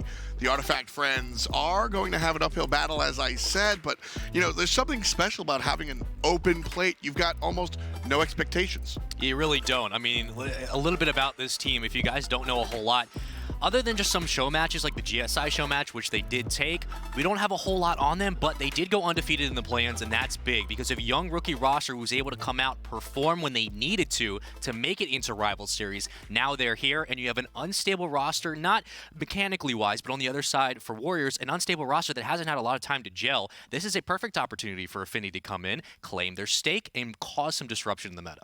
Love the way you say that, and I couldn't agree more.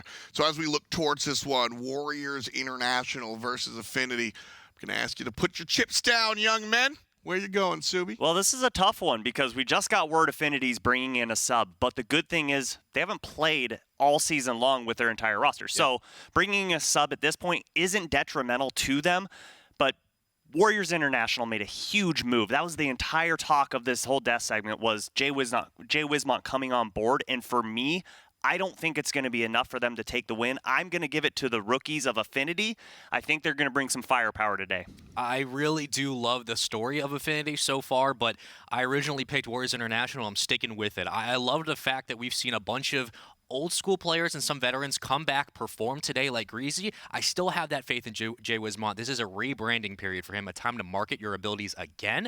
And I like the duality of Thunda and Buddy. I really do like their chemistry together, and I think that this team has a lot to prove. This is their opportunity to show it, and I think they can do it. I'm glad you brought up Greasy Meister's team because the European squad kind of has the same echoes. I'm going to echo exactly what you say. I went for Warriors International. You've got the veteran kind of guiding the mechanically gifted young guns. This is the dream for somebody trying to rebrand, re-enter the scene. And as we see the attempt at the rival series again, I think this is just a great look for Jay Wismont. So again, I go Warriors International. So you're the lone man out? I'm the lone man out, but you bring up Greasy Meister carrying his boys.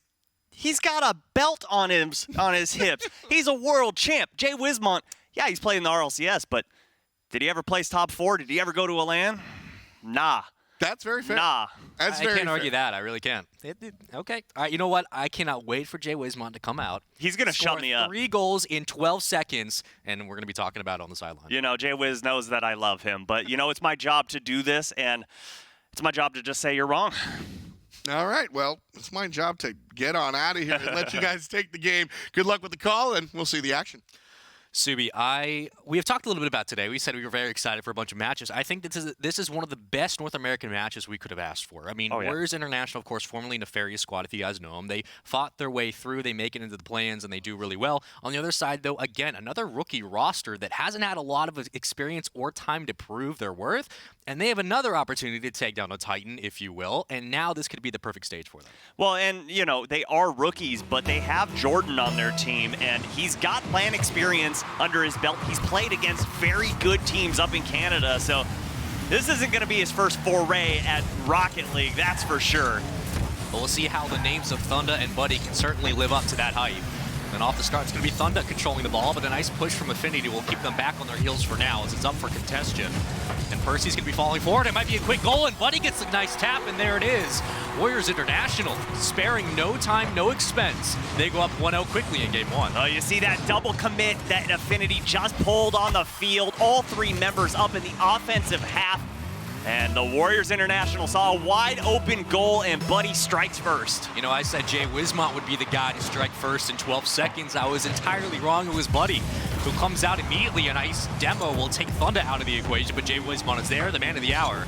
Let's see what he can do as the ball sent into the orange corner, and Affinity is back on defense. It's going to be Jordan now following in pursuit, but it's a quick grab and a hold at midfield as now another pass comes over, and it could be a quick shot off the top post, but it doesn't fall as Thunda has... Oh, nice! Great read by Jordan to pinch that ball into the defender, knowing that that ball can only go one way, and that's directly towards that open net. I can't believe we had to wait this long for North America, as now they're firing it off on all cylinders, and we're seeing the full effect of teams that have yet to play each other, but the promise is always there. It'll be interesting to see who's able to grab the ball off the start. Well, off the face-off, it's going right into the blue corner, but Warriors want none of it. Thunda now following over top, but it's knocked away at the last moment. And still, the pressure from on either side is just too much to bear as it's a tug-of-war at midfield. Oh, good touch from Percy. I didn't think he'd be able to get that angle, but puts it right on that back wall, and Buddy gets a demo, but doesn't lead to offense right away. That hard shot, Jay Wismont just off the crossbar as his first attempt, and my oh my, it was quite the shot. Jordan had a little bit of a stutter step, but now here comes Buddy with a shot and knocked away by Percy. He gets a good hit off to the side as Wismont will now control the sideboard, and he flies away looking for boost. Buddy is there to follow up with a good hit, but Jay Wismont not in position, now has to recenter. This ball is now up still for Jay Wismont. He looks for one more, but it's immediately crossed away as Percy hits a nice clear. Down to the corner, and back into orange we go. Affinity looking to get out of the defensive hole that they've been in, and Thunda will still be looking for boost as he roams around, but it's still 2 players from Affinity knocking it forward. 2 players going forward and 2 players up in the air. Jordan can't get that under the crossbar, but double commits could start to be a problem for Affinity. I'd like to see them get that resolved as quickly as possible. Now Jordan's at midfield trying to meet Jay Wismont, who knocks it up to the side. It's going to be carried until Percy tries to get a hit and he misses, but that's okay. Teammates are there. Still a little bit of a stutter, but 2:49 to play with, and the stalemate continues. No one able to break the game open just yet. A nice shot, but it continues on, and Warriors looking for the boat. Uh-oh, that's a dangerous ball, and Cream's able to get back in time. The far post shot from Buddy just off of its mark.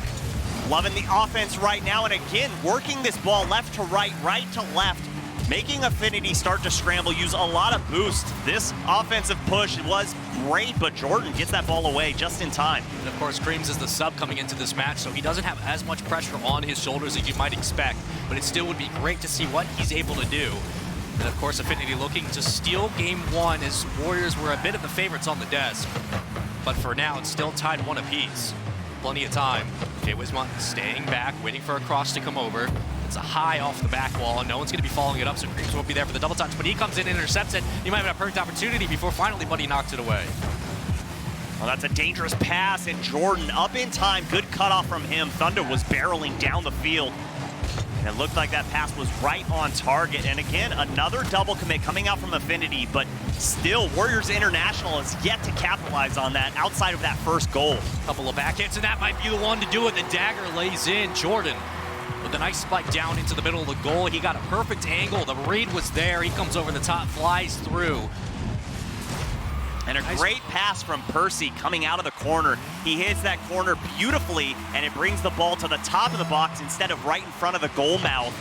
Forces 2 defenders out, and Jordan with the picture-perfect shot. We talked about Affinity's ability to stay on top of games. They dropped no series in the play-ins, and they were an explosive roster. We expected good things from them, and so far they've been delivering. Up 1 on Warriors International with still about 60, 70 seconds to work with. That ball still hovering a little bit too dangerously over Affinity's goal, and Warriors weren't able to make anything happen. And the biggest question mark of this matchup has to be Creams. You gotta wonder, is he gonna make mistakes? And Buddy off the post. Percy with the last-ditch save. Buddy can't get it in, and Jordan puts it back to midfield. Affinity holding on, but there's still 1 minute of gameplay to go. Everybody ran out of boost, and you can see one player trying to back up into the goal. It just didn't work. Didn't have enough pressure on the ball, and there goes a flying cross. It doesn't able to connect. And now they'll push it downfield. Jordan with a quick response, and the transitional offense from Affinity could spell disaster for that insurance goal, but for now, it's stalled out back into the corner, and Thunder's gonna knock it home. And now we have a 2-on-1 break, but it's immediately sent back to Warriors corner. And if this lead holds, the storyline is gonna be those diving saves that Affinity's been able to pull through. That one almost in pixels away from a third goal, but still Affinity keeping pressure on the Warriors. 10 seconds to go, and this ball needs to get down to the orange half. How unfortunate would it be if that comes back to haunt them and bite them in the butt, but for now, Buddy not able to make the shot fall, just a little bit too close left. That wall's gonna punish you each and every time. Ball's still up, so this is possible, but it's gotta touch, and if it does, Affinity's gonna take game 1. Black Herring won't get nothing. Ball still up in the air for contest. Affinity trying to spike it down. Thunder with the cross. No one's there, and this should touch, and it does. Affinity's able to steal game 1.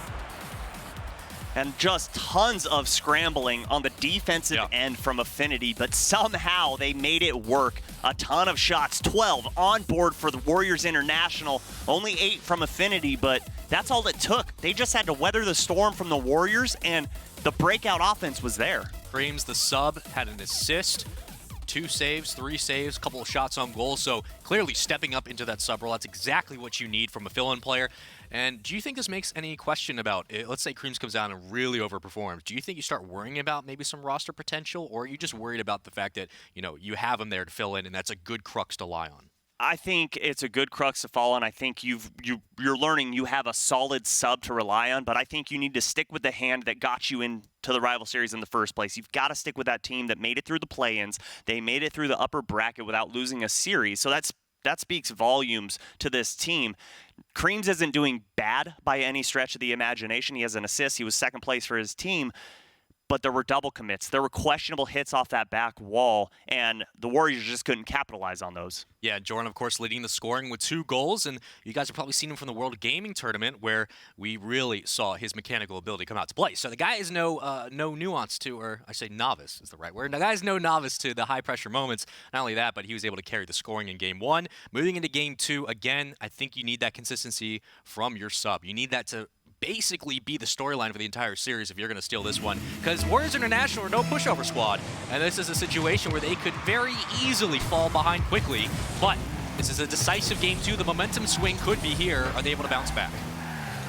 Oh, great bump coming out from Jordan, getting Jay Wismont off that back wall. Unfortunately, unable to work out for them. Creams, good challenge there, keeps this ball neutral in midfield.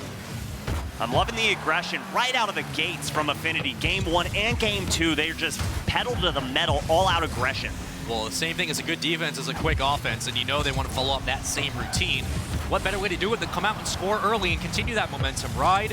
Thunder trying to fall back. This might be an open goal. At least Jay Wismont is there to knock it away. But Percy going to fall back, waiting for Creams on the other side.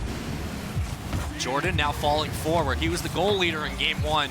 Maybe he follows that same pattern here. But the transitional defense from Affinity has been so fantastic so far. And Buddy now trying to recover. Jordan's going to carry this one forward, and he should have a teammate there to at least help out. Oh, good touch from Jay Wismont. Good second touch. 1v1 opportunity. Percy can't get there. The pass off the back wall. Thunder off the crossbar, just off of his mark. And once again, Affinity sneak away with no goal scored on them. Turtling back as Warriors. We saw that at the end of Game 1, now more than ever. Jordan with a good hit, but it's immediately knocked up. I believe he just got a little bit too far to the right of it. Creams coming over the top, and that's going to be a goal for Creams. That's going to be a goal for Affinity. They come out and they strike early. You have to tip your hat to the sub. He's able to fly on over, right over the defender, and puts it down where no one can grab it. A super sub at this point. He got an assist in Game 1, a goal so far here in Game 2. This team firing on all cylinders, although one of their starters not able to make this game. And if you're Warriors International, you got to start scratching your forehead a little bit, saying, what do we got to do to just get by this team? Of course, this would be a bit of an ego boost for most teams for playing against a sub, feeling you can steal a game, if not a series. But for now, it's the complete opposite. Affinity have complete control. In the palm of their hand is this game of this entire series so far. But they're looking to at least make this game a momentum swing, but that ball's going to hit back into the corner. Creams will be there for Affinity. Buddy just misses right underneath, but Thunder is there for the challenge. He wins it off a poke, now pushes it up towards the sidewall. Jordan's still waiting. He has enough boost to work with, but that ball going to come off right off the top crossbar, and Percy's going to knock it away. And we just saw a ball go from the corner back into the mid. Off the back wall, back to mid. That's a good shot, but a better save from Jordan. But if the Warriors can just try some infield passes, because look at that, Jordan's waiting for that. This is going to go off back wall. Creams is there, no problem.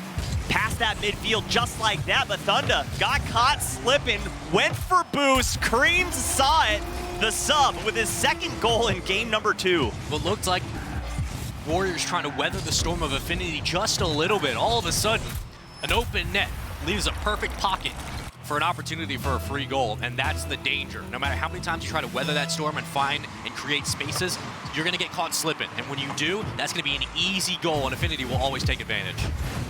Good pass towards mid, but just a whiff on that play, and Buddy again off crossbar. Thunder, Creams comes in for the save. The defense is just so clutch right now for Affinity.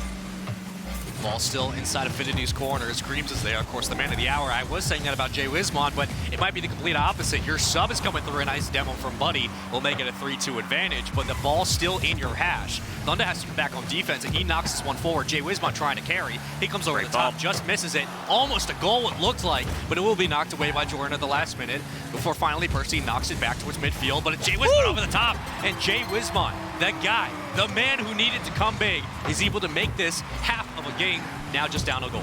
Rifles this off the side wall, 71 miles per hour. Great shot coming from him. Good pressure from the Warriors. Get themselves back in this match as we just get into the second half. That's really what the Warriors needed. Jay Wismont is the guy. He is the man that we've all been looking at and wondering what potential is he going to bring. He's got to start getting hot, and that's a good way to do it. But for now, you need more from the rest of your team. as Affinity will not stop that relentless offense that they've continued to put on throughout the entirety of this series, and we're only in game 2. Well, it's a shot off the wall, and one actually might be a goal if they get a good hit, and it will be. Jordan, wasting no time, is going to jump that one down. And just like that, again, another situation where Warriors get caught slipping just a little bit. They didn't go up for the challenge off that wall hit, and they try to stack the box. You're going to get punished for the dunk. And just mounting pressure leads to that goal. First initial shot gets one defender up. Second shot gets the second. And that third shot just goes over the defender that's just sitting in net. Great pressure from Affinity. I'm loving what I'm seeing so far. Creams has 2 goals on 2 shots. I mean, it's shooting 100%. Can't ask for much more than that. Percy in the back line, just roaming at midfield, watching it every now and then. It looks like he might fly on in here as Jordan tried to get a double hit and try to bounce that one up for Percy to smack, but it doesn't actually fall forward. Creams with a good redirect, intercepts that at midfield. Back into the corner of Warriors. Thunda's going to carry it and try to rally this one forward, but he gets knocked away, and now ball is up for anyone to grab. Jay Wismont now falling forward, and it looks like Creams might be the first one on defense. And he could knock it away, he does. Doesn't have enough boost to follow up, but that's just enough for the team to rally back and gain control of their goal. That's a good hit by Percy. He's going to try to carry this. He actually might get a double touch off the wall, but it's immediately knocked away. Thunda with a redirect says no, no, no, no. Still down by 2 goals with only 20 seconds. Subi, this could be a dire game 2 if Warriors can't respond. Yeah, and misplays like that from Buddy. Can't get a touch, and Percy almost carries it into the net. And this game is pretty much chalked in favor of Affinity outside of a miracle. And yeah, not gonna happen. Affinity gonna take the win here in game number 2. I am so impressed with the play that we've seen from them.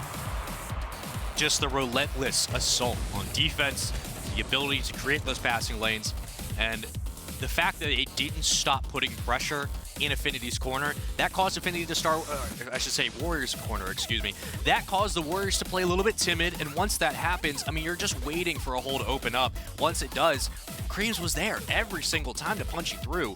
Affinity doing a fantastic job of not showing the rookie rust we expected. Well, I mean, here's your Subi fact for the day. Do you know what Cream stands for? What's that? Cash rules everything around me, and guess what? You couldn't buy a goal against him. He was just on that goal line, sending away shot after shot. Yeah. And when he had the opportunity, the net was wide open for him. He did not miss his mark. This is what you need to see from players in the rival series. The smallest windows are going to be open for you. You're not going to get many opportunities, and when they present themselves, you have to bury it. Other than a couple of defensive plays from Thunda and Buddy, Jay Wismont had 1 goal, but other than that, I mean, the entire side of Warriors has been relatively quiet. We haven't seen a lot, not only the fact that they're lacking on offense, but their defense obviously has some holes in it due to just the nature of the positions they put themselves in. It's just continuous pressure from Affinity. Now you got to start worrying. Your back's against the wall, crucial game 3, you lose it, you're done for the series. You win it, you still have a chance.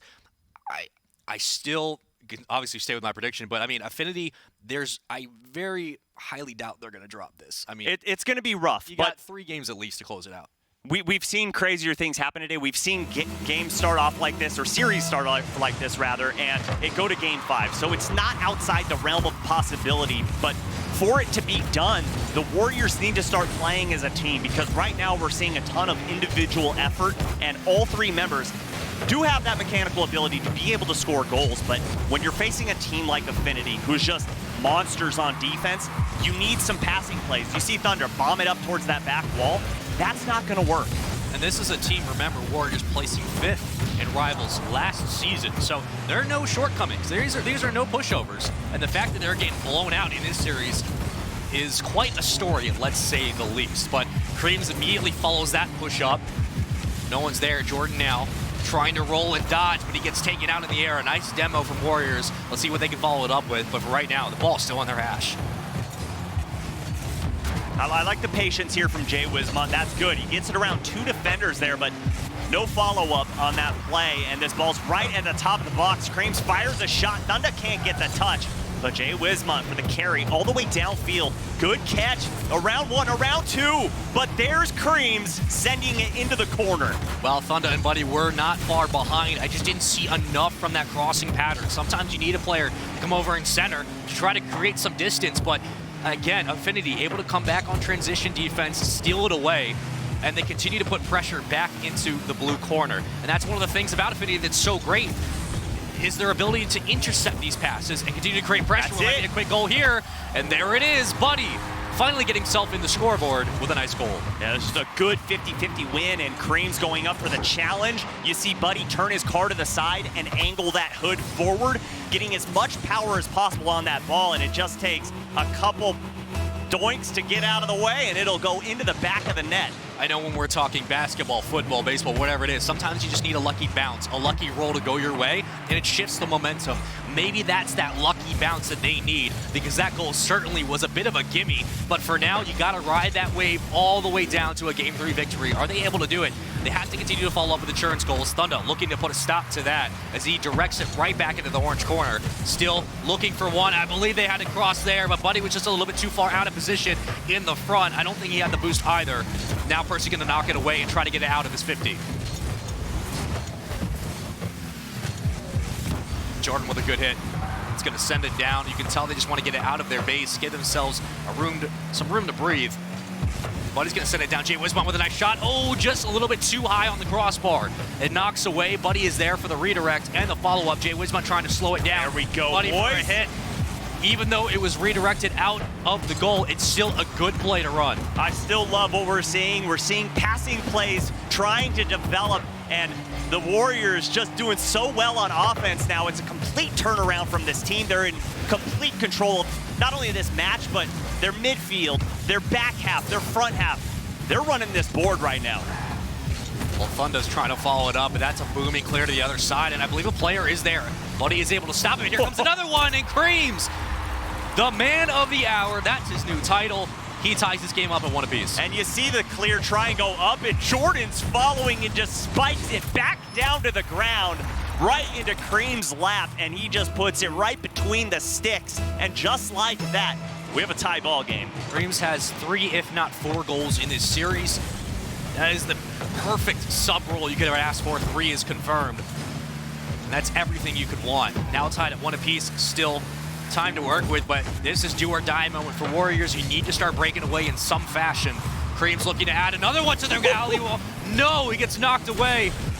And I thought for a second we might be looking at a 2-1 deficit. What a defensive stance there from Buddy. Good pass from Thunder, but unfortunately, Buddy was already back, going for the boost.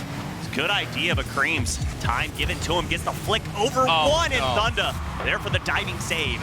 I thought for a moment we might see another ESPN highlight reel, but Creams just flick it in, and there goes Jay Wismont, the man. 2 now on the side of Warriors, still up by just a goal. You need a bit of more insurance, but we talked about Jay Wismont having to come huge. That's a situation where you need him to step up. He does. Can they rally this to a win? This is do or die. I don't even know where Jay Wismont came right there, but he was in the right place at the right time and just put that ball on target. Well, Thunder got pushed out of the way. Well, it looked like a little bit of a bump. Buddy as well. Make that 2 in a row, as Affinity have a good job of intercepting these passes. Thunder now sends it back into Affinity corner. He's going to go up for his own self-serve. He misses it. Jay Wismont trying to follow, but he gets knocked away by Creams at the last moment. Creams now carrying it into Warriors territory. Buddy is there behind him. Oh, it's a beautiful pass and a redirect, but still not able to hit as Jay Wismont was ready for any potential shot.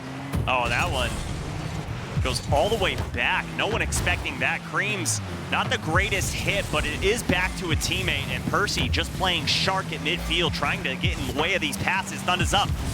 Can't get that double tap as Percy was already on that back wall. Good defensive positioning from Affinity.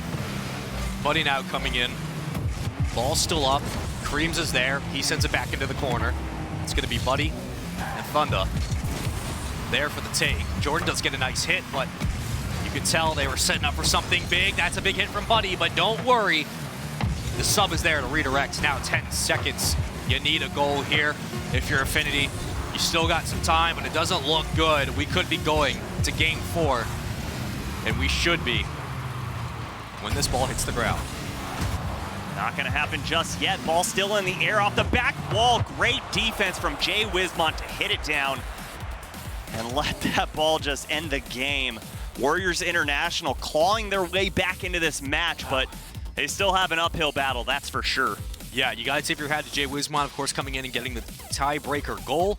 But I didn't see anything wrong with how Affinity played this. They just didn't get a couple of good shots. Other than that, Creams played great. Jordan was in all the action. Again, still Affinity in control of this series, but a good response from Warriors. You needed that game, obviously, to not go home. But for now, still, it's still too close to call. The problem that I'm seeing with Warriors is a little bit timid on offense. We saw some great passing plays, and the setup was perfect, but it took a little bit too long to develop. Affinity was just continuously relentless, and that's what I see from them. Yeah, once they changed their gameplay of going into the corners looking for offense and changed it to, hey, we're going to pass the ball at midfield, whether it be up midfield to a player waiting for it, we're going to dribble it into the zone, or an infield pass off of the side wall.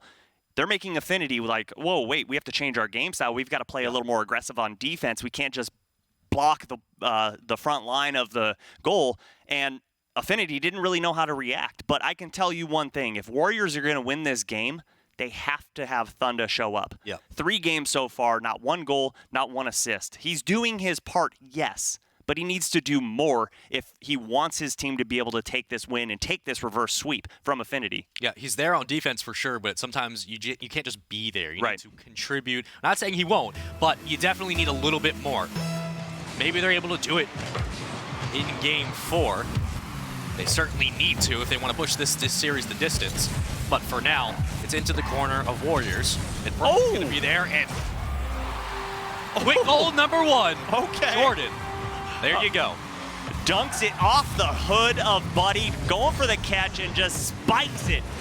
Far post, defender, no way he's gonna reach that one. And 10 seconds is all it takes for Affinity to take the lead in Game 4. Seeing how hard it took Warriors to work to be able to get that goal in the last game, the fact that Affinity has come out here early and immediately stole the show with that quick goal from Jordan, that puts so much pressure on Warriors to respond and take the lead. Let's see if they're able to do it. Well, the assault continues. Percy is there. And I believe one player got bumped. That was Jordan. Now Creams has to fall back on defense. The transition is great from Affinity, but it's just off the crossbar on the side. That wall coming in just a little bit too strong, and Warriors still looking for another hit. It's not going to be there. Maybe Buddy has it. I loved that move from Thunder. That was beautiful. Creative play to get the shot. Unfortunately, just a little too wide.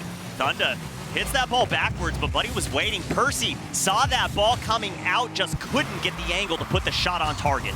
Oh, here could come another opportunity as Jordan wasn't able to make it connect. It looked dangerous for a moment. Creams is there. Oh, bye-bye. Splits 2 defenders with demo, and Percy punches it in. I don't know how in the world they made that work, but they did it, and you gotta tip your hat to these guys. Buddy just gets absolutely ear-holed here, taken off the field. Didn't expect that one.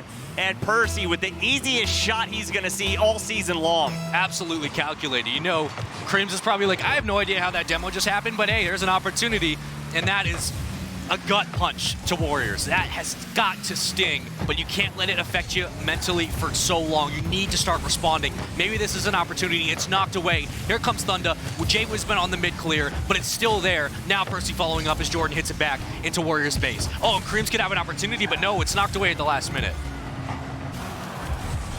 Dangerous. Just sitting in the middle of his goal, like, I got it, I'm under control, push it up. They're basically daring Warriors to come after them. They're daring them to make a play, and right now Warriors have no response. Hey, if I'm up 2 goals in the series and I have a game on you, yeah, I'm going to say the same exact thing, but still, plenty of time left for the Warriors. They can absolutely come back from this one. 3 minutes in Rocket League is an eternity, but not if 3 goals go in, and that was almost one for Affinity.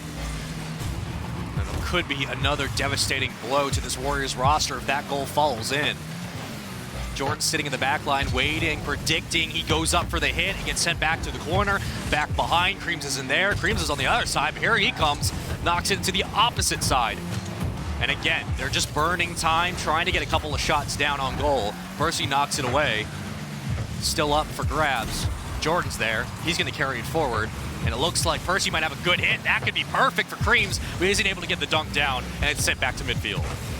I've got to say, I'm very impressed with Affinity that cleaned up their double commits after Game 1. Outside of that, I don't think I've seen any. Game 1, it looked like it was going to be an issue all series long, and after that, nothing. Their rotations are crisp and clean and perfect.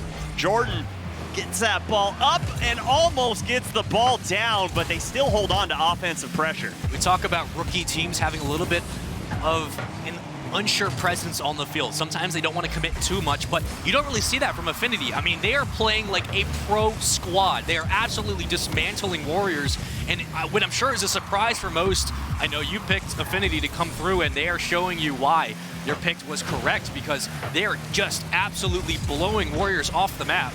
And right now, the pressure continues as Thunder is trying to create some kind of presence, but for how long can you keep up that defensive hold? At some point, it's going to crack. You know, people say defense wins championships, and while that can ring true, if you don't score any goals, you're not going to win any games. And right now, they just can't find a goal. That shot is never going to go in, not in the rival series. That has got to be something else, and Cream's great challenge there, just making the Warriors scramble, using boost, burning time off the clock. This Affinity team looking like they can shake up the rival series, that's for sure. We definitely said it in the pregame. We said if this team can show up, you have no idea the kind of caliber they can bring to the entire league. I am so surprised at just how Creams is playing this entire series. I mean, the guy has got to be the MVP for right now. Affinity still have a 2-goal lead. And it's an insurance policy now as Creams tries to make that a third. Percy over the top, hits it off the back wall. Creams isn't able to follow up. Jordan there, back into the corner with only 30 seconds to work with. If you're Warriors, you need a goal about now to make this somewhat realistic. This could be an opportunity, but no. One player was there to challenge. It was Creams, and now Affinity have control back in Warriors' side. Yeah, they need one literally right now. They have to score on this drive. Thunder puts it on target, and there it is. He answers the call and puts the Warriors within one. Said he needs to come up big. Now it's time for Buddy and Jay Wismont to follow suit, answer the call. You're down a goal. You got 14 seconds. We've seen crazier things happen. Your series is on the line. Go big or go home. This is a clutch kickoff here. Well, they win it for now, but Buddy's coming over the top. He didn't have the numbers there. Only 9 seconds. What can they do? Jay Wismont with a poke down. He's able to carry it. Someone's got to be there for the cross. No, I think he got bumped out. It was Thunder who didn't get the angle. And now it's going to be sent back, and it could be a clear that's so deadly, and that should be the series. Oh, just over the head of Thunder, and Affinity hold on for the win, taking the series 3-1 over the veteran squad of the Warriors. Thunder had an opportunity. He got bumped away, and we talk about great defense, how it wins. You need to have great offense to facilitate the defense, to get you in the position to have great defense, and there it was. They bump him out of the way. Thunder had a great goal, but when it mattered most, he was just in a bit of a precarious situation, and they fall there. They're not able to towel it up, and got to tip my hat to Affinity. I mean, I thought that this was going to be, again, a rookie squad coming in with rookie mistakes. Absolutely not. They completely blew my expectations out of the water. Well, it was a rookie squad in game one, but they learned we're in the big leagues now real quick. And you were talking about Creams in the pre-show. Are we going to see this guy the entire season? Should he play? And I said, no, give him Magic Bear the chance. He's the guy that made it through the play-ins. I might be eating my own words right now because he had 3 goals and 2 assists, and in my opinion, he was everywhere on the field. Like the saves, crossing patterns, saves, assists, goals, redirects, interceptions. I mean, the guy did everything. He was the MVP of the series, no question about it. And I know that, again, we were saying, yeah, like, he's just a sub. Obviously, he's supposed to be there to help them win. But when you overperform, then you start calling in question, wait a minute. We just swept a very good team off the map. And I know they took a game, but I mean, it was not close. This is a situation where if I'm Affinity, I'm feeling good. I got options now. I can look at, hey, Creams or my normal starter. What do I got? I'm surprised. Well, we just saw a massive upset in the rival series, and we still have one matchup to go for today. It's going to be a veteran against a veteran. 72-pin connector going up against Chaos Esports Club. You're not going to want to miss it. Don't go anywhere.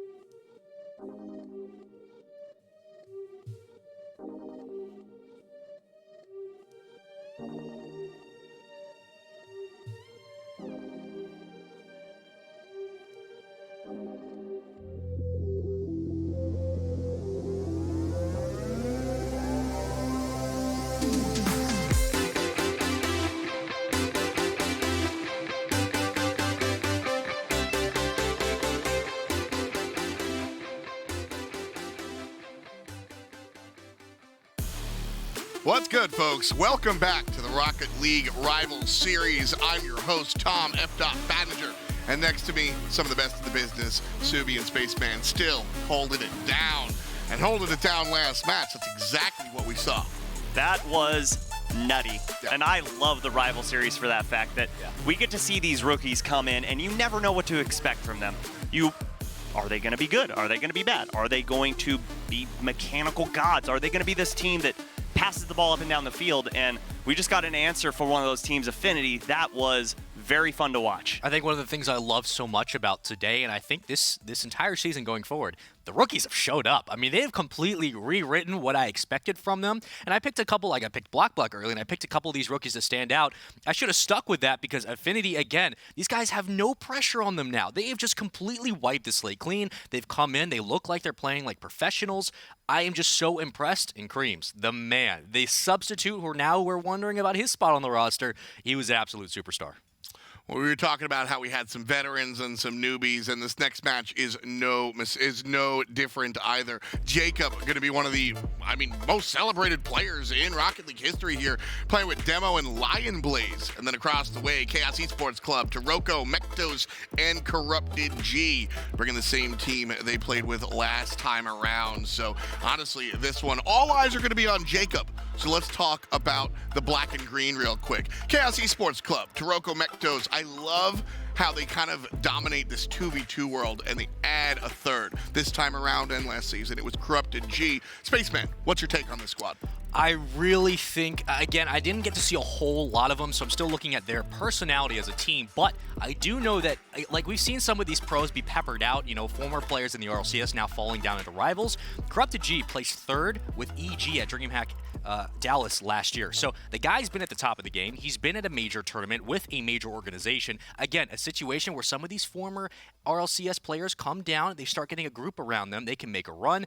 I'm really excited to see what Chaos can do because this is a team from last season again. I believe they placed around 4th, but still, you bring in a player who has major experience. That's a good thing for this young team.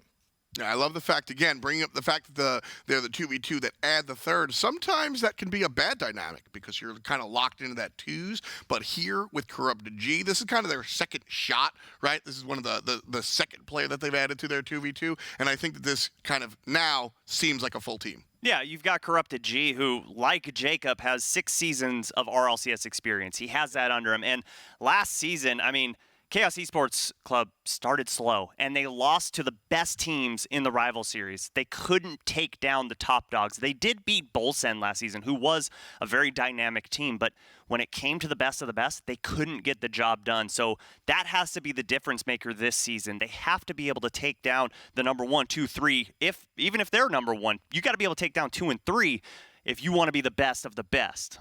And that might be who they're going up against. Jacob, Demo, Cat, and Lion Blaze. Demo's a great player in his own right, but like I said, most eyes on Jacob. Real quick, what can you say about 72 PC? Well, real quick, I can say welcome back, Jacob. It has been 2 long seasons without him. It's great to see him finally make his way back, and he has a great supporting cast behind him. He has Demo, who has Rival Series experience, and then Lion Blaze, a rookie coming in.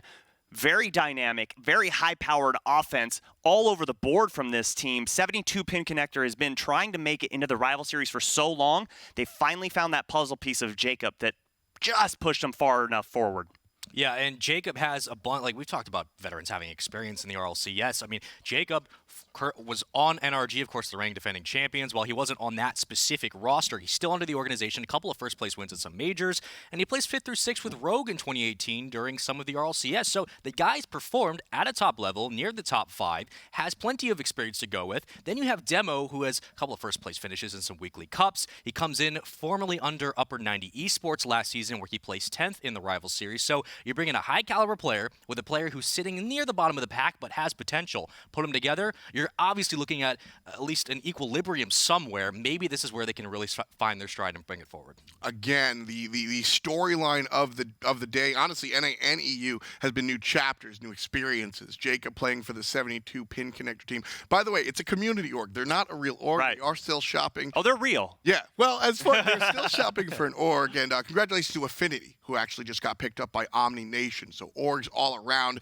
Jacob and his team looking for one as well. As we get into this next matchup, again, chips on the table, baby. Is it Jacob or is it Corrupted G? You know, I love watching Jacob play, and there's always been this term surrounding Jacob, just Jacob doing Jacob things. But one thing that's always been an issue with me is Jacob's rotations. He'll sometimes cut people off. He'll go for balls that maybe he shouldn't go for. And 2 seasons out of Rocket League is a long time. So because of that, I have to go with Chaos Esports. They've been together in the Rival Series. They know what it takes to get the job done. I think this time around, they're going to be able to take down these top teams. I'm looking at 72 PC. At least one of us is going to be red. That's what works out in the end. But I'm looking at 72 PC. Again, I do have some faith in Jacob's ability. He's been tested at the highest level. Yes, that time off might sting a little, but I don't think that rust is going to evolve into something where he maybe becomes a detriment to the team. I don't think it's going to be anything like that. And looking at Demo, he had a couple of hat tricks in Game 1 and then in Game 5 of his play-ins, and they didn't really drop any series. So I think that consistency from Demo, liking it with Jacob, who's a veteran, and then you have Lineblaze on the other side, I just think that this team is really well stacked to handle anything that they're thrown. Love the stats. I'm a people person, man, and Stacks is the wrestling fan, right? Jacob's the face, right? You like the good guy. You want to see the nice guy win. So I got to go 72 pin connectors. I think that Jacob here, I'm here for the storyline. I'm here for the resurgence. I'm here to see Jacob back. So let's do it, man. I think that 72 can grab it. You know, I respect that a lot. I do respect that a lot, but you're on the side of Stacks, you know, so I can't really go for that. I've been throwing shade at him all day, but, you know, I love Stacks. He's one of the best in the business. But this is going to be interesting because we watched the play-ins. We pretty much all watched them together. We were chatting together, and one issue I saw was 72 pin connect. That is going to be – I'm going to say 72 PC. PC is pretty good. Yeah, I'm going to say that one. One issue I saw was high-powered offense. Yep. That's for sure. But their defense is susceptible to those poor clears that go right into the hands of the opponents. I want to see if that's going to be an issue today. Yeah, and you were telling me they had some troubles with double commits. That's one of the problems they had on defense, was just getting the ball out of their zone. And when they did double commit, they were missing the hits. They were missing some of those connecting shots. And that's really where windows open up of opportunities for the other side to come in and knock goals down. So they got to work on their defense. But again, we saw high-powered offense really be the story of the last series. That's where I'm banking on them to close the deal, even if it's a close game. That's where I'm looking. I'm expecting a high-octane match. Chaos Esports Club versus 72 pin connectors. One more time. Subi, Spaceman, Stranger, take us away. Subi, it has been a wonderful day being with you. It's been so many good matches, It's man. been a good Valentine's Day, It you really know? has. Like, if I could spend it with, like, one person, I'm pretty sure it would be you. You know, I would probably spend it with my wife, but I'm here, so I'm going to spend it with you. That's fine. I'll take it. You know. The day you walked in, I saw the shirt. I was like, oh, we're going to have great matches. It's going to be a great day. Some Rocket League that we didn't expect came through. And we were joking yesterday. We said, expect the unexpected. But at that point, is it really expected? That right now, it really has been. Because these rookie rosters have come through. But now it's about the veterans. You have Corrupted G. You have Jacob. Who's going to take that title as the man coming back from Myth and creating their own storyline? Oh, great drop down pass to Mektos. Love to see that right out of the gate. And Taroko keeping the pressure on. I know nerves are going to be a little bit of a factor right now for 72 PC, but one thing I know, they have so many fans right now just screaming their head off for them because this is a long-standing community, and just congratulations to them for finally making it in. And if you're right now 72 PC, do you work on getting Jacob settled into his role, or do you try to look to set him up for plays where he can start contributing and get that rust off? I say work around Jacob. Whatever he wants to do, allow him to do it. He has just mechanical capabilities, that is for sure, so let him get comfortable and work around it.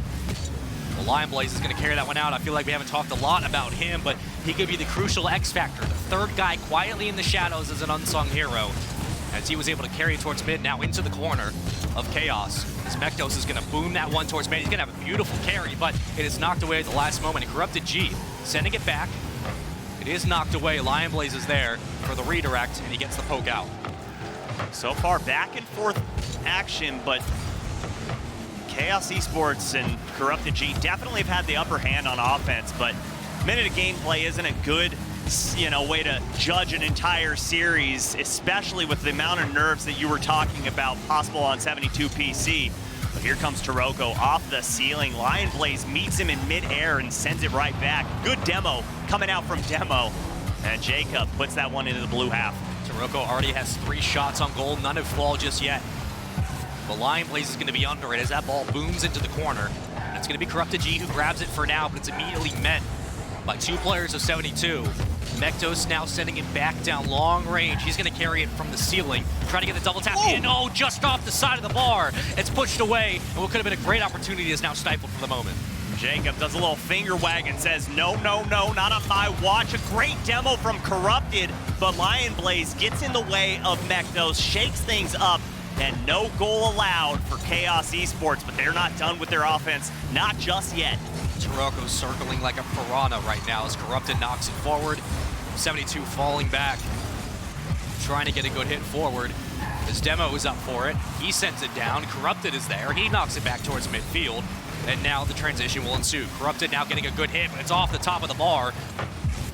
Mektos slowing it down. Corrupted's going to go for another center, and it looks like Taroko had a good chance, but it's just a little too high, and it gets sent away by Lion. Again, very impressed with the play from Chaos right now. Tons of infield passes, tons of bumps and demos. This one gonna go over to the right hash, and good catch here. Coming upfield, Jacob gets the flick over one, but Taroko reads that well, puts it into his back corner. This is truly the start we expected from both of these teams. It had to be back and forth. It had to be a bit of a stalemate. They're so talented together. This is probably one of the biggest powerhouses games of the day. The Lion Blaze wasn't able to follow up, and Taroko was there. He gets demoed on the spot. Goodbye, see you later. We'll see you in a couple minutes. Jacob now follows through. He gets sent behind. Lion Blaze redirects off the sidewall, and it hops down. And I believe Demo was able to hit it. He was. Mektos on defense, doing a good job of just pushing into the corner. Corrupted G moves in, tries to send it out, but Jacob is there. And now we go back to midfield. So far, almost 4 minutes have been played. And just as I speak, the first shot from 72 PC finds the back of the net. Lion Blaze, the quiet man at number 3, is able to sneak on in. He gets a beautiful timing on that bounce and sends it perfectly into the corner. No one was there to stop it from Chaos Esports, and they go down a goal with a minute 18. They're looking at a bit of a panic mode, even though it is game 1. You want to set the pace and set the message early. Mektos now out of the play, and Jacob will be there in the back. Signature cowboy hat making its glorious return. Demo with a beautiful demo. And now falling back on transition, they do get a hit back into the corner of Chaos. Good patience there from Demo. Didn't commit to that ball. He's able to get back on defense. He's going to hold that back line. You see him swoop in. Good clear. That was a great, smart play from a Rival Series veteran. Mektos stops it from being anything other than a clear. Taroko now carrying, sent back to the corner by Jacob. Lion was there. Demo now behind. Demo misses it back to midfield. It's immediately intercepted by, I believe, Lion. Corrupted carrying. He gets pushed out of position. Now another chance. Great that bump. ball is perfectly centered, but no one's there to follow up. Jacob gets bumped out of the way. Demo isn't there, and it's another booming clear, what could be a goal. It was good patience from 72 PC. You can't send all 3 there, I understand, but it was wide open. Had this game been knotted up, that would have been the difference maker right there. But 72 PC holding on, the ball going back to their zone. Demo up in the air. Jacob gets a touch into the corner. This one wraps around, and as soon as this hits the ground, it's ball game. Jacob gonna send it towards midfield, and there it is. 72 PC take game number 1. While it was a close one, I'm still not really sure where this series might be headed. I mean, I feel like we didn't get to see a lot of the cards on the table. 72 doing a very good job of playing defense on transition. They closed in some of those lanes we talked about on defense. They were able to get a goal through. On the other side, Chaos, they weren't really able to respond after that first goal, but they didn't make any huge mistakes. It was just a lucky bounce that fell in the way of 72, and we're looking at a series that still has a lot in store. Yeah, and before we came on camera, I was scratching my head. I mean, 10 shots to 2. Yeah. And which team won? The one with 2 shots. Yeah. They just, 72 PC just, all right, we're going to weather your storm. Okay, you're going to go for infield passes. Cool, we'll wait for the shot to come. Yeah. And the demos were even coming out from Chaos. So I love the resolve that we were seeing from 72 PC. They were just able to hold on and just weather that storm and almost lull Chaos Esports to sleep. All right, they're not going to shoot the ball. They're not going to come into our half.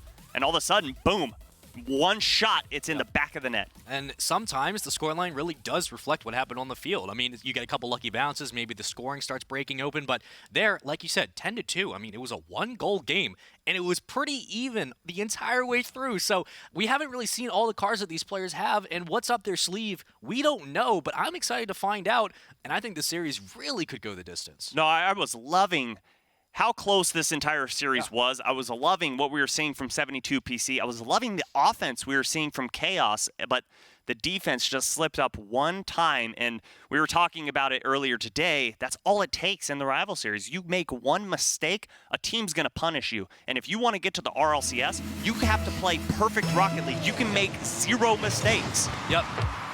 And maybe these are the players who are going to make those 0 mistakes. 72, of course, takes game 1. And it could have been a quick goal to start game 2, but for now, still the momentum swing that this game could be. You need Chaos Esports to start finding success. Maybe it comes from the sideboard, maybe it comes from these aerials, a nice hit down, but it's not there. The shot just a little bit offside of the post.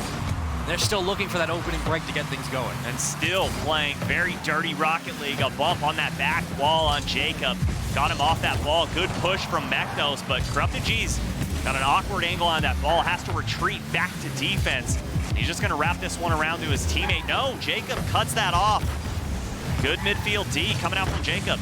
Jacob's been a bit quiet, so has Corrupted G. I mean, these are the two guys we talked about the entirety of the pregame, and they really haven't stepped up yet. It's not that they haven't been playing good, it's just we haven't seen much from them, and that's because the score was 1-0. But for now, Taroko coming off under his own goal, trying to get a redirect. He wasn't there, but it's okay, Meknos is. Now back into Chaos territory. The ball gonna get sent into the corner. It looks like it might be pushed up into traffic. It was. Corrupted G gets the last hit. He's going to push it out towards midfield and might be able to carry before Demo comes in and tries to steal it away. And we just saw the first double commit coming out from 72 PC, and Jacob came off the side of the goalpost to get that save. That's a very difficult one. This one going to be dangerous. Corrupted G actually hit Meknos into that one. And again, tie ball game, getting closer and closer to halftime, and still no goals. What we expected from a lot of these series today is exactly what we're getting in this one. A completely tie game most of the way through, a stalemate if you will, as these teams are so evenly matched. They have so much to prove individually, if not a team collective. And for now, they're both living up to their names. It's just who's going to strike first. And sometimes that's all it takes. Demo on the side. He's going to carry the ball forward. Corrupted immediately stops him in traffic, regains possession. Meknos will send that back into his own corner.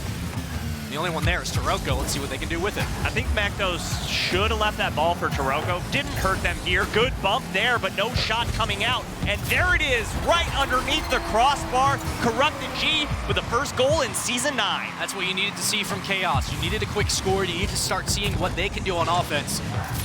So much of game 1 was them just pedaling back and trying to play to the strengths of 72. Now they finally break out. They get a good assist, a redirect, a hit, whatever you want to call it, it all works. And they take the first score of game 2. Now Demo's going to fly forward. He's able to get a good hit off board.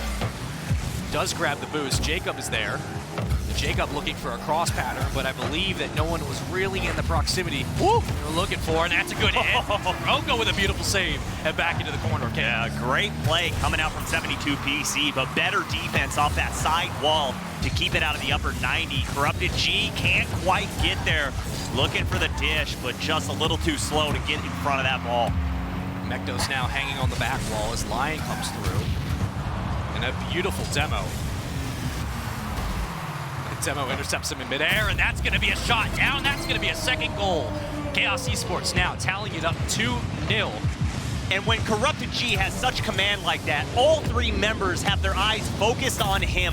No one's paying attention to Meknos. He has a completely different angle on that ball. They're expecting that shot to go right. It ends up going hard and left. And there it is, second one for Chaos Esports. We were waiting for one team to just take advantage where they needed to, and finally, Chaos does it. A beautiful play off the top wall. It could be a number 3, but Jacob was trying to make it a 2-1 game. It just isn't able to follow through, and the defense stacked inside the box for Chaos is a little too strong for now. Ooh, off the ceiling. This is going to be dangerous. Got the reset, and that one going away, but Taroko keeping pressure. Jacob, so solid on that back wall. Corrupted G looking for a nice hit. No one was there. Meknos now following in pursuit. He does get a bounce off the ball. It's going to be sent back to midfield. Corrupted G now flying to meet it. Immediately sent away. Jacob came over the top. You could see him flying past. As Mektos now hovering, staying alive with that ball, trying to control the pace, but Lionblaze gets a good hit. Jacob now with the carry. It's sent into the corner. No one to follow through. Demo was looking for at least a center. No one was there, and a beautiful stop from Mektos. And they just hold that defensive pressure now. 72 looking for a quick score. And they're getting their looks this game. They've had plenty of opportunities. 5 shots so far in this matchup, but the defense has just been stellar from Chaos Esports. And this series really might go the distance if these games continue to play out the way we expected. Chaos finally breaking the seal open. The hardest points to get are always the first. They do it. They get the insurance policy with it. You can chalk that one up to good plays all around. Lionblaze trying to make some magic happen. This might be a decent opportunity before it gets knocked away. Mektos is there. He sends it back into the orange side. And this could be all she wrote in the next 20 or so seconds. They can't get a hit down. 72 trying their best, but it's immediately knocked away. 7 saves for Chaos Esports, 8 shots for 72 PC. Every single time they've tried to look at the net, Chaos has shut the blinds. Well, you got 8 seconds. Can you get 2 goals? Odds are probably not. There's a good opportunity. 5 seconds, but Jacob is able to at least bring this game back to 1. And now you're looking at a situation where it would take a miracle to steal this game. And if they do, I mean, just imagine if they do. I mean, how much momentum would be taken? Oh, a ton. But I think that's the first goal Jacob's had in over a year in the Rocket League esports ecosystem. I mean, good to see his name back up there. That's the one good takeaway if you're 72. Oh, looked like it might have been a 3-1 win, but for now, game is over. Game is dusted. And Jacob gets some of that rust off, finally gets his first goal and a couple of Earth revolutions, but, well, sometimes it's a little too far out of reach. And I think that's really where Chaos showed up. Again, these guys have been here before. They were in Rivals last time. We've seen what they can do.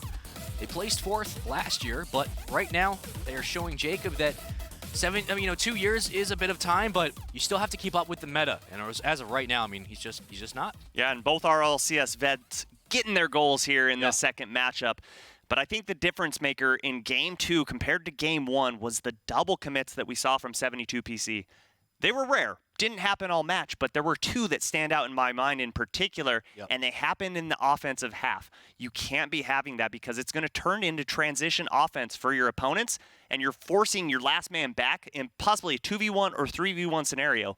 Not good in terms of Rocket League. Yeah, and this comes back to just the whole defensive problems that they've had from weeks prior. We've talked about their double commits on defense and the fact that good defense leads to great offense. The problem is that they get caught napping a couple of times. They had a couple of unlucky hits, sure, but at the end of the day, you have to be able to respond. They weren't able to do it. That's 2 unanswered goals. Now moving into Game 3, this is really where the series will break open. I have a strong feeling whoever takes, obviously, Game 3, I think they're going to swing this series wide open. They're going to be able to seal in Game 4. We could be looking at a 3-1 win for either side. No, definitely a huge momentum match here, and I think both teams realize that going into this one. So very important, but I'm curious, is it going to start off slow like Games 1 and 2, or are we going to see a quick goal in the first minute? Well, Taroko wants to get that demo out of the way, and he might be able to do it all. This could be a perfect opportunity. No, the shot's blocked. Taroko was back.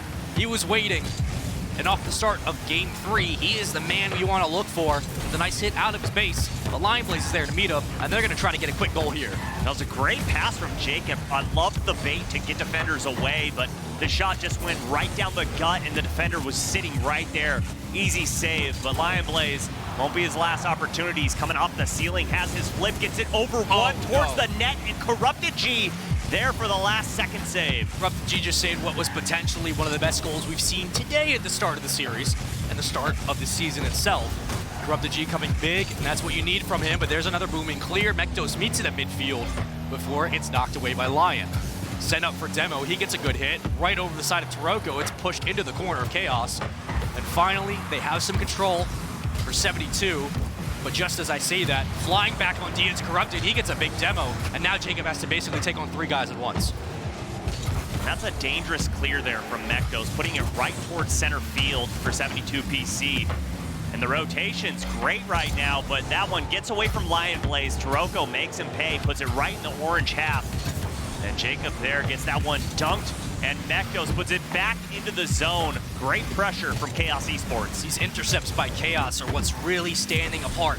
When you look at 72, they just haven't had the same success on defense, but for now, they might have had a quick goal there if it wasn't for Corrupted and Taroko. As Demo pushes it under, but he's just not able to get a good read on, and now Jacob has to fall back with no boost to work with. Finally, does get the side. He can start to juggle this one forward. Is anyone there to meet him? They are, and now it's pushed back into the corner of Chaos. I'm loving the gameplay we're seeing right now.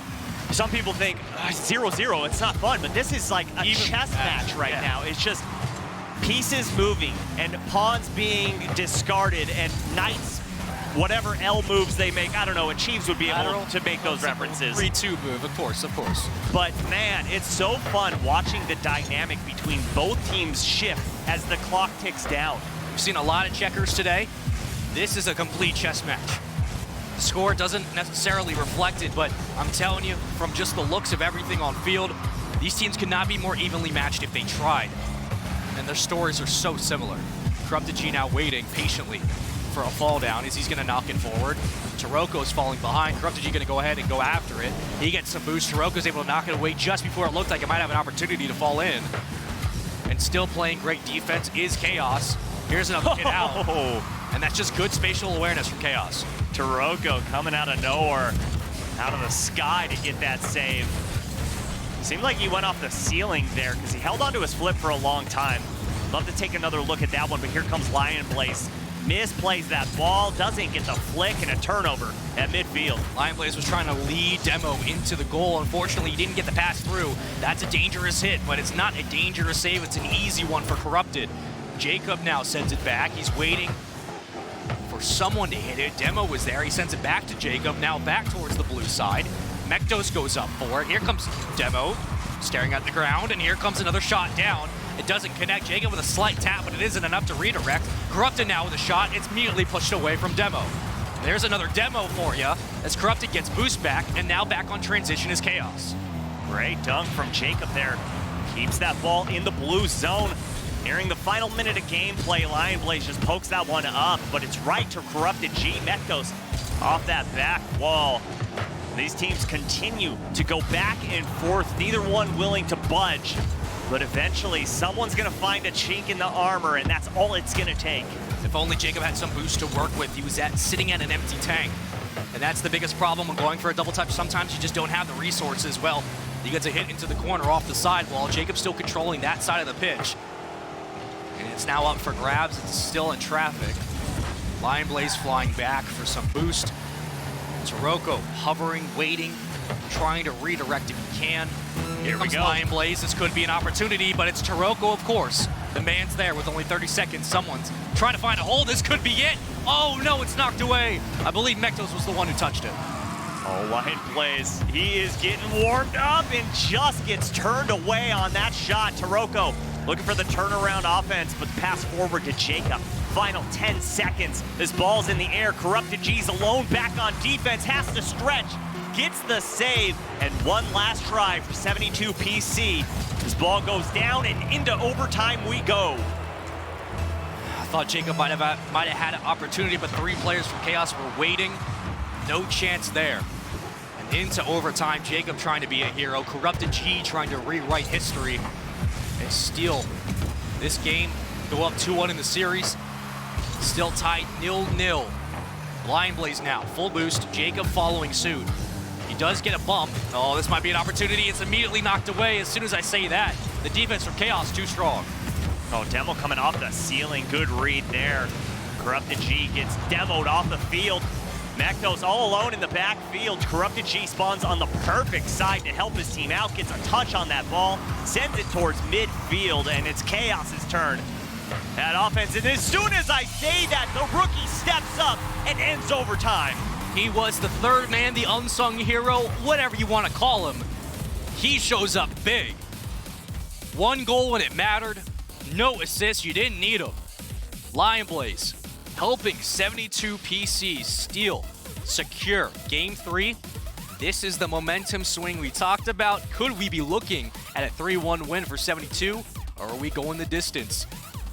Subi, I really do not know. I mean, these games have been so close. Even 2-0 was close. I mean, who knows what's going to happen? I don't know. It's just one team shoots 10 shots one game, and then next game they get limited to 4. And they're just going back and forth. The first game, 72 PC had 2. This game they had 13 or something. Math, yeah, 13. Like Woo, that's quick math. I am doing well. But, I mean, they limit Chaos to just 4 shots. Yeah. So these teams are just back and forth. And Chaos, I really think they need to look out for Lion Blaze. He is starting to warm up, and I saw a few times where he's going for that flip reset, and he's just inches away from burying it under the net. They have to respect him when he goes up in the air, or they are going to get punished. And as he's getting warmed up, that gives more time for Jacob and Demo to do their thing. So you worried about rust for Jacob. You don't got to worry about it anymore. Of course, he gets a goal in Game 2. But still, you have to look at the fact that, or Game 3, I should say, but you have to look at the fact that even now, Jacob doesn't have that much pressure on him. I mean, he's got 1 goal already, so the rust is gone. But you have teammates stepping up. You have Lion Blaze, who we didn't give a lot of shout-outs to on the desk, but we still said this team has the ability to, make a good run through the season. Jacob now has a couple of opportunities to get the rust off, start working through his teammates. They can start following him. I asked you, I said, what do they need to do to get Jacob comfortable? You said just play through his lead. Right now, it's the complete opposite. They're playing their own lead, and Jacob can just follow behind. Well, I mean, hey, you got to do whatever he's comfortable with. And right now, if he's comfortable just being the 3rd man in rotation, which he's not, but whatever he's comfortable with, stick with it because it's working. And a great pass from Jacob down to Lion Blaze. Good cutoff from Corrupted G. But another big difference in game number 3 was the demos coming out from 72 PC, really shaking up Chaos. And look at the backdoor pass. Demo, beautiful bump, and Lion Blaze punches it home. Oh, you can see that from a mile away. Demo gets the bump. He immediately backs on up. And those taillights look so pretty in the rearview mirror. Lion Blaze comes in and cleans it up. And that's a quick goal. 72 PC come out and they strike hot, looking to close this series. That's like a little Allen Iverson behind the back pass from him. It was Just made the defender look silly. And like we talk about a chess match, sometimes checkers is also a preferable game type. So you have to make it work. You have to make it work where you can. Jacob now, Lion Blaze following behind. Here comes an opportunity. Mektos hits it up. Who's going to be there? Demo is there. He immediately stops that aggressive push. He's going to have to grab some boost while he's at it. Lion Blaze sends it out on the same page. Doesn't have to work with. Oh, it splits the defenders. You can't let that happen. Taroko saying, I'll take one of my own. Just sneaks it in, and who goes low? Taroko goes low, under 2. 2 defenders pre-jumping. Good heads-up play from the veteran. 72 goes low, we'll also go low, and it all works out in the end. Now a tie game. What more could you want for a decisive Game 4? Plenty of time, all the time in the world to work with. And this could be one for the storybooks as we wait to see the winner of this match. Could be 72 with a 3-1 win in the series, or we could go to Game 5. What looked like a decent hit now as Jacob now has to play back and try to hit this for a center. Is pushed away. Chaos doing a great job on defense with a great offensive push in the last go-around. Still ball up for contest. Was in the corner. Here comes Corrupted G with a flyover. It's now centered up. Can anyone get a double touch? No. Mektos kind of sitting quietly on the side. I believe he was waiting for the bad bounce to come through, but he might have had an opportunity to go for the hit, but for now, nothing. And somehow, 72 PC weathered that storm and did so well, all with over 50 boosts it left in their tank. Even when Chaos was going for boost steals, they got the left corner, the left mid, and still, 72 PC didn't worry. Corrupted G waiting for that hit. Oh, they might have an opportunity, but it's a demo in the air. That creates a distraction for no follow-up. Lion Blaze comes out of goal. He starts to carry it forward. Jacob is over top. The assist working well, but no one is following up. That's another bump. Mektos with a hit. Lion Blaze with a clear and a save to his name. Corrupted G now just misses another touch, but still, back and forth we go. Who's gonna strike first? It's still too close to call. And that's a push out to the corner. He grabs the boost on his way down. Lion Blaze now falling back. Jacob's gonna be there for the hit. Could Jacob have an opportunity to just really seal this game away? Who's gonna create the tiebreaker? Demo trying to do it. It's up for Mektos. He gets a nice hit to the ceiling. Jacob playing off the web. He falls down. Corrupted G following suit. Demo now hits it off the sidewall. Corrupted going for it. Lion Blaze flying over. He gets it out. And back into the corner of 72. as they look to play some defense. Splits a couple of defenders, and here comes the shot, and there it goes, Mektos. Makes the defenders look silly. You see one on the left, one on the right, but the pass from Taroko, so crucial to get it into the box. Nothing could be done, and Chaos come up early. Couple of holes on those defensive commits, some of those defensive pushes, and that's why Chaos have taken the lead here. Still plenty of time. I mean, there's so much that could happen, but for right now, Chaos feeling good, looking for an insurance goal. Taroko making that happen. Now up 3-1, 2 goals in a matter of about 10, 15 seconds. And Taroko quiet the entire series, gets that goal with the help of the distraction from Corrupted G. Nothing in games 1, 2, or 3 from Taroko. Game 4, 2 goals and an assist, and we've still got time to be played. I have a very strong feeling we're going to Game 5. I have a very strong feeling we're going to Game 5. Just looking at the way these players are conducting themselves, the metas around the map, the in-game synergies, you have to feel that this chess match is going the distance, and it's going to be an incredible final. But for now, Demo looking for a hit. It's just underneath. Corrupted G also gets a nice touch into the corner, and Jacob is there for the stall. Jacob with a nice hit over top. That's 2 players there to follow up. They're now controlling the left side of the field. Here it comes. Mektos looking for a hit, but no, Demo flies over. And that's going to be a second goal, as they are down just 1 with 1:21 to work with. Demo gets the demo and then takes the pass from Jacob and just puts it in the back of the net. He knew it was wide open. Good heads-up play, and they bring 72 PC back within 1. Oh, what a story it would be for Jacob to come in and get a game-tying, if not game-winning goal here. So much time. Taroko trying to make an insurance run possible. Insurance goal, I should say, but Lion plays over the top. A little bit of an interception and traffic it will be, but Demo comes out. He's able to get a good hit before immediately sent back into the corner of 72. Lion plays over. Oh, that could have been dangerous if he didn't get a nice little bump. Demo now follows it up, has plenty of boost. Let's see if he can carry it down and try to dunk it lower for a player to come and punch it through, which would have been Jacob. But for now, Corrupted G still hovering on D and has plenty of time to knock that one forward, but a teammate is there. Demo's going to be the difference maker in this match. He's going for bumps, going for demos, getting his shots, getting assists. If anyone's going to do it, it's going to start through him. Jacob now in the back, controlling his own corner. He sends it down to the adjacent side. Mektos with a nice hit. Jacob is there. Here comes Lion Blaze, but Taroko gets out in front first. This could be another opportunity, but who's there to follow up? Corrupted G might be the only answer. But right now, he just bumps it up. Jacob with the demo. 9 seconds, 8 seconds, the demo again. We're looking at a Game 5 unless something miraculous happens. I don't think it will. Who could follow up? Oh, this could be a goal. Oh, and it's knocked away at the last second. Taroko with the hit. And we are going to Game 5. This chess match is taking everything out of me. Ooh, that one got my adrenaline spiked, and who was it? None other than Demo that put that last shot on target. The hearts are pumping, the sweat is forming, but either way, we're going to Game 5. All that matters is that Game 5 means one person will win, and that means that either one of us will have a correct prediction. So at the end of the day, it's a win-win. But for now, I am just surprised at the ability for 72 to not only stay in the fight, but you could see they were controlling the pace the entire game until at the end, Chaos. They're able to sort of sliver away, and now we go into a Game 5.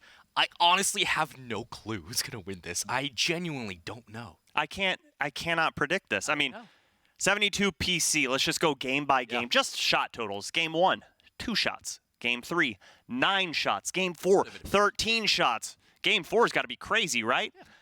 4 shots.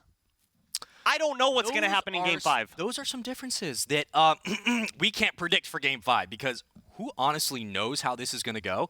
It could be a 1-shot game. It could be a 2-shot. It could be a 1-goal game. It could be an overtime. Then, I don't know. These teams are so evenly matched. Right. This has been one of the best series we've seen, obviously, today. I think this is going to be one of the best series we could possibly see over and over again as the season progresses. I mean, these teams are head-to-head, evenly matched. It's just a chess match. I love it. You can't ask for a better way to end the day for the rival series, and it all comes down to this. Game 5. Winner goes home with a W. Loser gonna go home feeling bad for themselves. Off the start, who's gonna strike first? Well, friends, Rocket League fans, we can only wait and see. And I'm sure it's going to be a good one. Mektos with a hit. It's off the sidewall. Lion Blaze follows it up. There's Jacob trying to get a center. It wasn't going to happen as Corrupted G says, no. I want to push this one forward and now carry it by myself. And it could be Taroko with a good punch in, but that down was going to come through, stop the bleeding for now. And Mektos trying to set up something good. That was a great pass from Mektos, but better defense from Lion Blaze to get in between the player and the ball, just disrupt things. This ball bombed downfield, gonna kiss the ceiling, but Mektos reads that well. It was intercepted by Demo. He's been a bit quiet this entire series. Has a couple of demos, which of course just mirror his name. But for now, I mean, we need a couple goals from him. It'd be great to see him show up in Game 5. That could have been a great shot, but it's immediately pushed away. Lion Blaze now staying at midfield, and we are still waiting to see who's going to strike first. Jacob is just putting all power into his shots. He's just going for the knockout blow here. Sometimes you need that, especially from a veteran player, to really get you out ahead early. Corrupted underneath. Up is Jacob. He gets the first hit, trying to follow up for a second. Doesn't connect. Taroko now circling. Plenty of boost. Does get demoed. What from Demo, of all people. And now Mektos sits back, waiting for a cross pattern. Here comes Taroko with a good hit, but no one else is there. And now he's going to go up for a 1v1 before he gets immediately knocked away, and now Mektos is by himself. Oh, Jacob almost read that touch from Mektos. Dangerous. Nets open. Corrupted G looking to play fullback. Gets the screen. Gets Lion Blaze out of the way. And Taroko gets the goal. The patience from Taroko to carry it at the bottom of the field. Last minute, send it into the upper post so they can't grab it. The corner's completely open. Reading out the defense. Not have to bait him out of any situation. Just great reads all around. Chaos Esports looking good off the start. And I love the pressure we saw from Corrupted G. He goes flying over, directly overhead the defender, so the defender can't jump. He's forced to stay low, and the shot goes right over his head. Just a beautiful play that developed from Chaos Esports. It's still up in the corner for anyone's game, but 72 will grab it. Taroko, who has been quiet all series until last game, now has a goal to say about it. 2 on the day. Mektos looking for some help. Taroko comes over top. That's a beautiful hit, and that's an open goal. Taroko, goal number 3. Taroko, 2-0 in this game to put Chaos Esports up by an insurance goal, and they are looking to take Game 5. And another feed coming from Mektos, but 72 PC, a little too aggressive. All 3 members pushed forward. That's what we saw in the play-ins, and it comes to plague them here in game number 5. But still, one half of Rocket League to be played. If one team can score 2 goals in the first half, the other can absolutely score 2 in the second. Those defensive problems are rearing their unfortunate head. A beautiful save from the goal. Beautiful read on the ball as now Corrupted follows it up. They're looking to just put this game out of reach as soon as possible. You can't blame them. Jacob now has to make some magic happen. There's a demo, 3-2 situation. Can they make something positive out of it? No. Lion Blaze falls back. Taroko now following in pursuit. Demo has an opportunity, but it's immediately knocked away. Jacob is there. Back to the midfield we go. And Chaos is doing a great job of controlling the pace of this entire game. They are not letting 72 get any position at the field. Yeah, great spacing. You see Corrupted G pull back there. Brilliant play from a veteran, and Lion Blaze completely whipped on it. Unexpected, but the pass at mid cut off by Mektos. And Chaos, minute and a half, they just have to hold on. Taroko now up. Great save from him as he knocks it away into the corner. A minute 22 and counting. Every second that drives by is one less opportunity for 72 PC to come out and find a goal. Now we've reached the 70-second mark, and this could be extremely dangerous if they're not able to find something here. 60 seconds left on the clock. Taroko gets a nice hit. Who else is there? I believe that's Mektos over the top, but I think he kind of missed. And now Corrupted G's just waiting, stalling time. And that's exactly what Chaos need to do. They have a goal to give. Just play back. Play great transitional defense and allow them to try to get aggressive. They've been missing a lot of their hits and just keep knocking the ball away for a clear. Just let that sand fall through the hourglass. That's all you have to do because there's only a finite amount of it and 30 seconds remain. Good shot off the back wall, and They're not even pressuring it. They're just trying to burn time at this point. They're trying to keep the ball inside 72's corner. So any possible hit you could have, it would have been great. Taroko with another save. Now a carry towards midfield. It's immediately shot away by Demo. But all of that execution, all of that energy that's being spent has led to nothing. 6 seconds and the series is over. Game 5 was all of Chaos Esports, and Game 5 belongs to Corrupted G, Taroko, and the entire Chaos Esports crew. What a showing in their first matchup, in their first series of the Rival Series. Told you guys last season they started slow, and that's not what they wanted. I know these guys, and I know the type of players they are. That's not what they wanted to do. They knew the importance of coming out today and getting a win, especially against one team that has potential to be great in this league. I mean, watching these two guys go head-to-head, this was the type of match that, I mean, you tune in for. Back and forth and back and forth. I mean, I don't even know really where to start here. You guys were in the trenches. Spaceman, what's your biggest takeaway from this win? I honestly think if this was like a best of 7, you know, it's rarely you see like a best of 11 series, but if this was like a best of 7 series, I genuinely could have been the opposite way. I mean, this was about as close game to game as I've seen, even with 2-0 wins and 2-0 leads. A perfect chess match. We've seen blowouts today. We've seen teams show up we didn't expect. We've seen teams come through that started creating rhythms we didn't expect.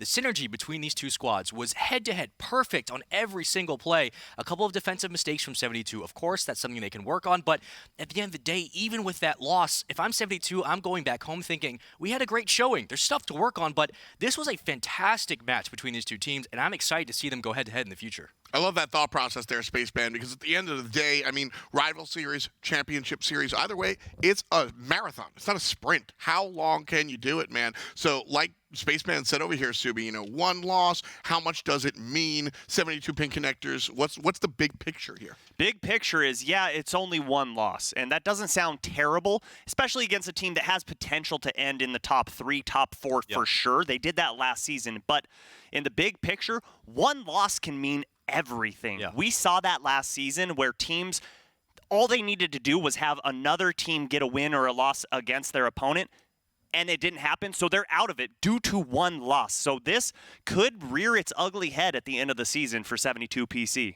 Could come back to haunt them, but I think anything but haunting for across the way. Chaos Esports looked real clean. Yep. Like we said, there was some back and forth there, and so when they had their struggles, 72 was able to correctly capitalize. That's why they're here in the Rival Series. But watching them succeed here for Chaos, they've got one win, and I expect to see many more as we continue on through the rest of the season. 4 matches done. Let's take a snapshot of the league and see where everybody stands here. Like I said, Stromboli, Charlotte Phoenix, Affinity, and of course Chaos Esports Club. They're the winners today. And then 72 Warriors, Monkey, and Ablev will wind up on the bottom side. Omelet and Zookeepers have yet to play. This is, of course, just one day of competition. So much more to really keep in mind. Yeah, and Affinity really just made me scratch my head and say, maybe I don't know what I'm looking at, because these guys are something special. I was not expecting the showing that they brought forward. It was very fun to watch. And all day, just as a fan of Rocket League, great matchups. Today was fantastic. Yeah, really clean stuff. Affinity there again. One more time, congratulations, now known as Omni Nation. Spaceman, you know, it's our first time here on the desk. Yeah. Looking at NA, what's your takeaway today?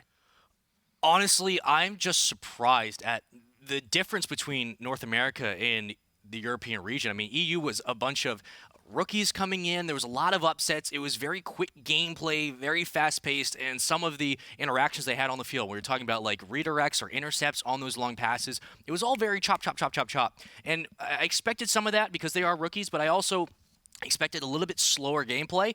That's what I got a lot out of these North American teams, right? I mean, you're looking at Affinity, who did come out stunned a little bit, but just, again, harping on the fact that Chaos in that entire match, this was the slow, kind of methodical play we expected to see from a bunch of these teams, and I felt like North America, just from the teams we've seen today, of course it could change, but it was a little bit less choppy than the European region. I felt that some kinks were a little bit more worked out. These teams, again, have some veterans on their sides, and they've been here before. They've been through the gauntlet, so that's always going to play to their factor. But I'm just surprised at the different play styles. And maybe when they start playing each other, that's when games can get absolutely crazy. And who knows what's going to happen. I mean, that's really what the fun is here. The rival series, we're going to tie a knot on this one and toss it aside. Fantastic matches here, both North American and Europe. Of course, above us is going to be the RLCS, and that airs tomorrow. Join us at noon Pacific to see the big match. It's going to be G2 versus Pittsburgh Knights, of course, pre-show at 11:30 if you want to dive deep. My name's Tom Badger. My casters have been fantastic. My crew has been fantastic, and you have been fantastic. We'll catch you next time. Peace,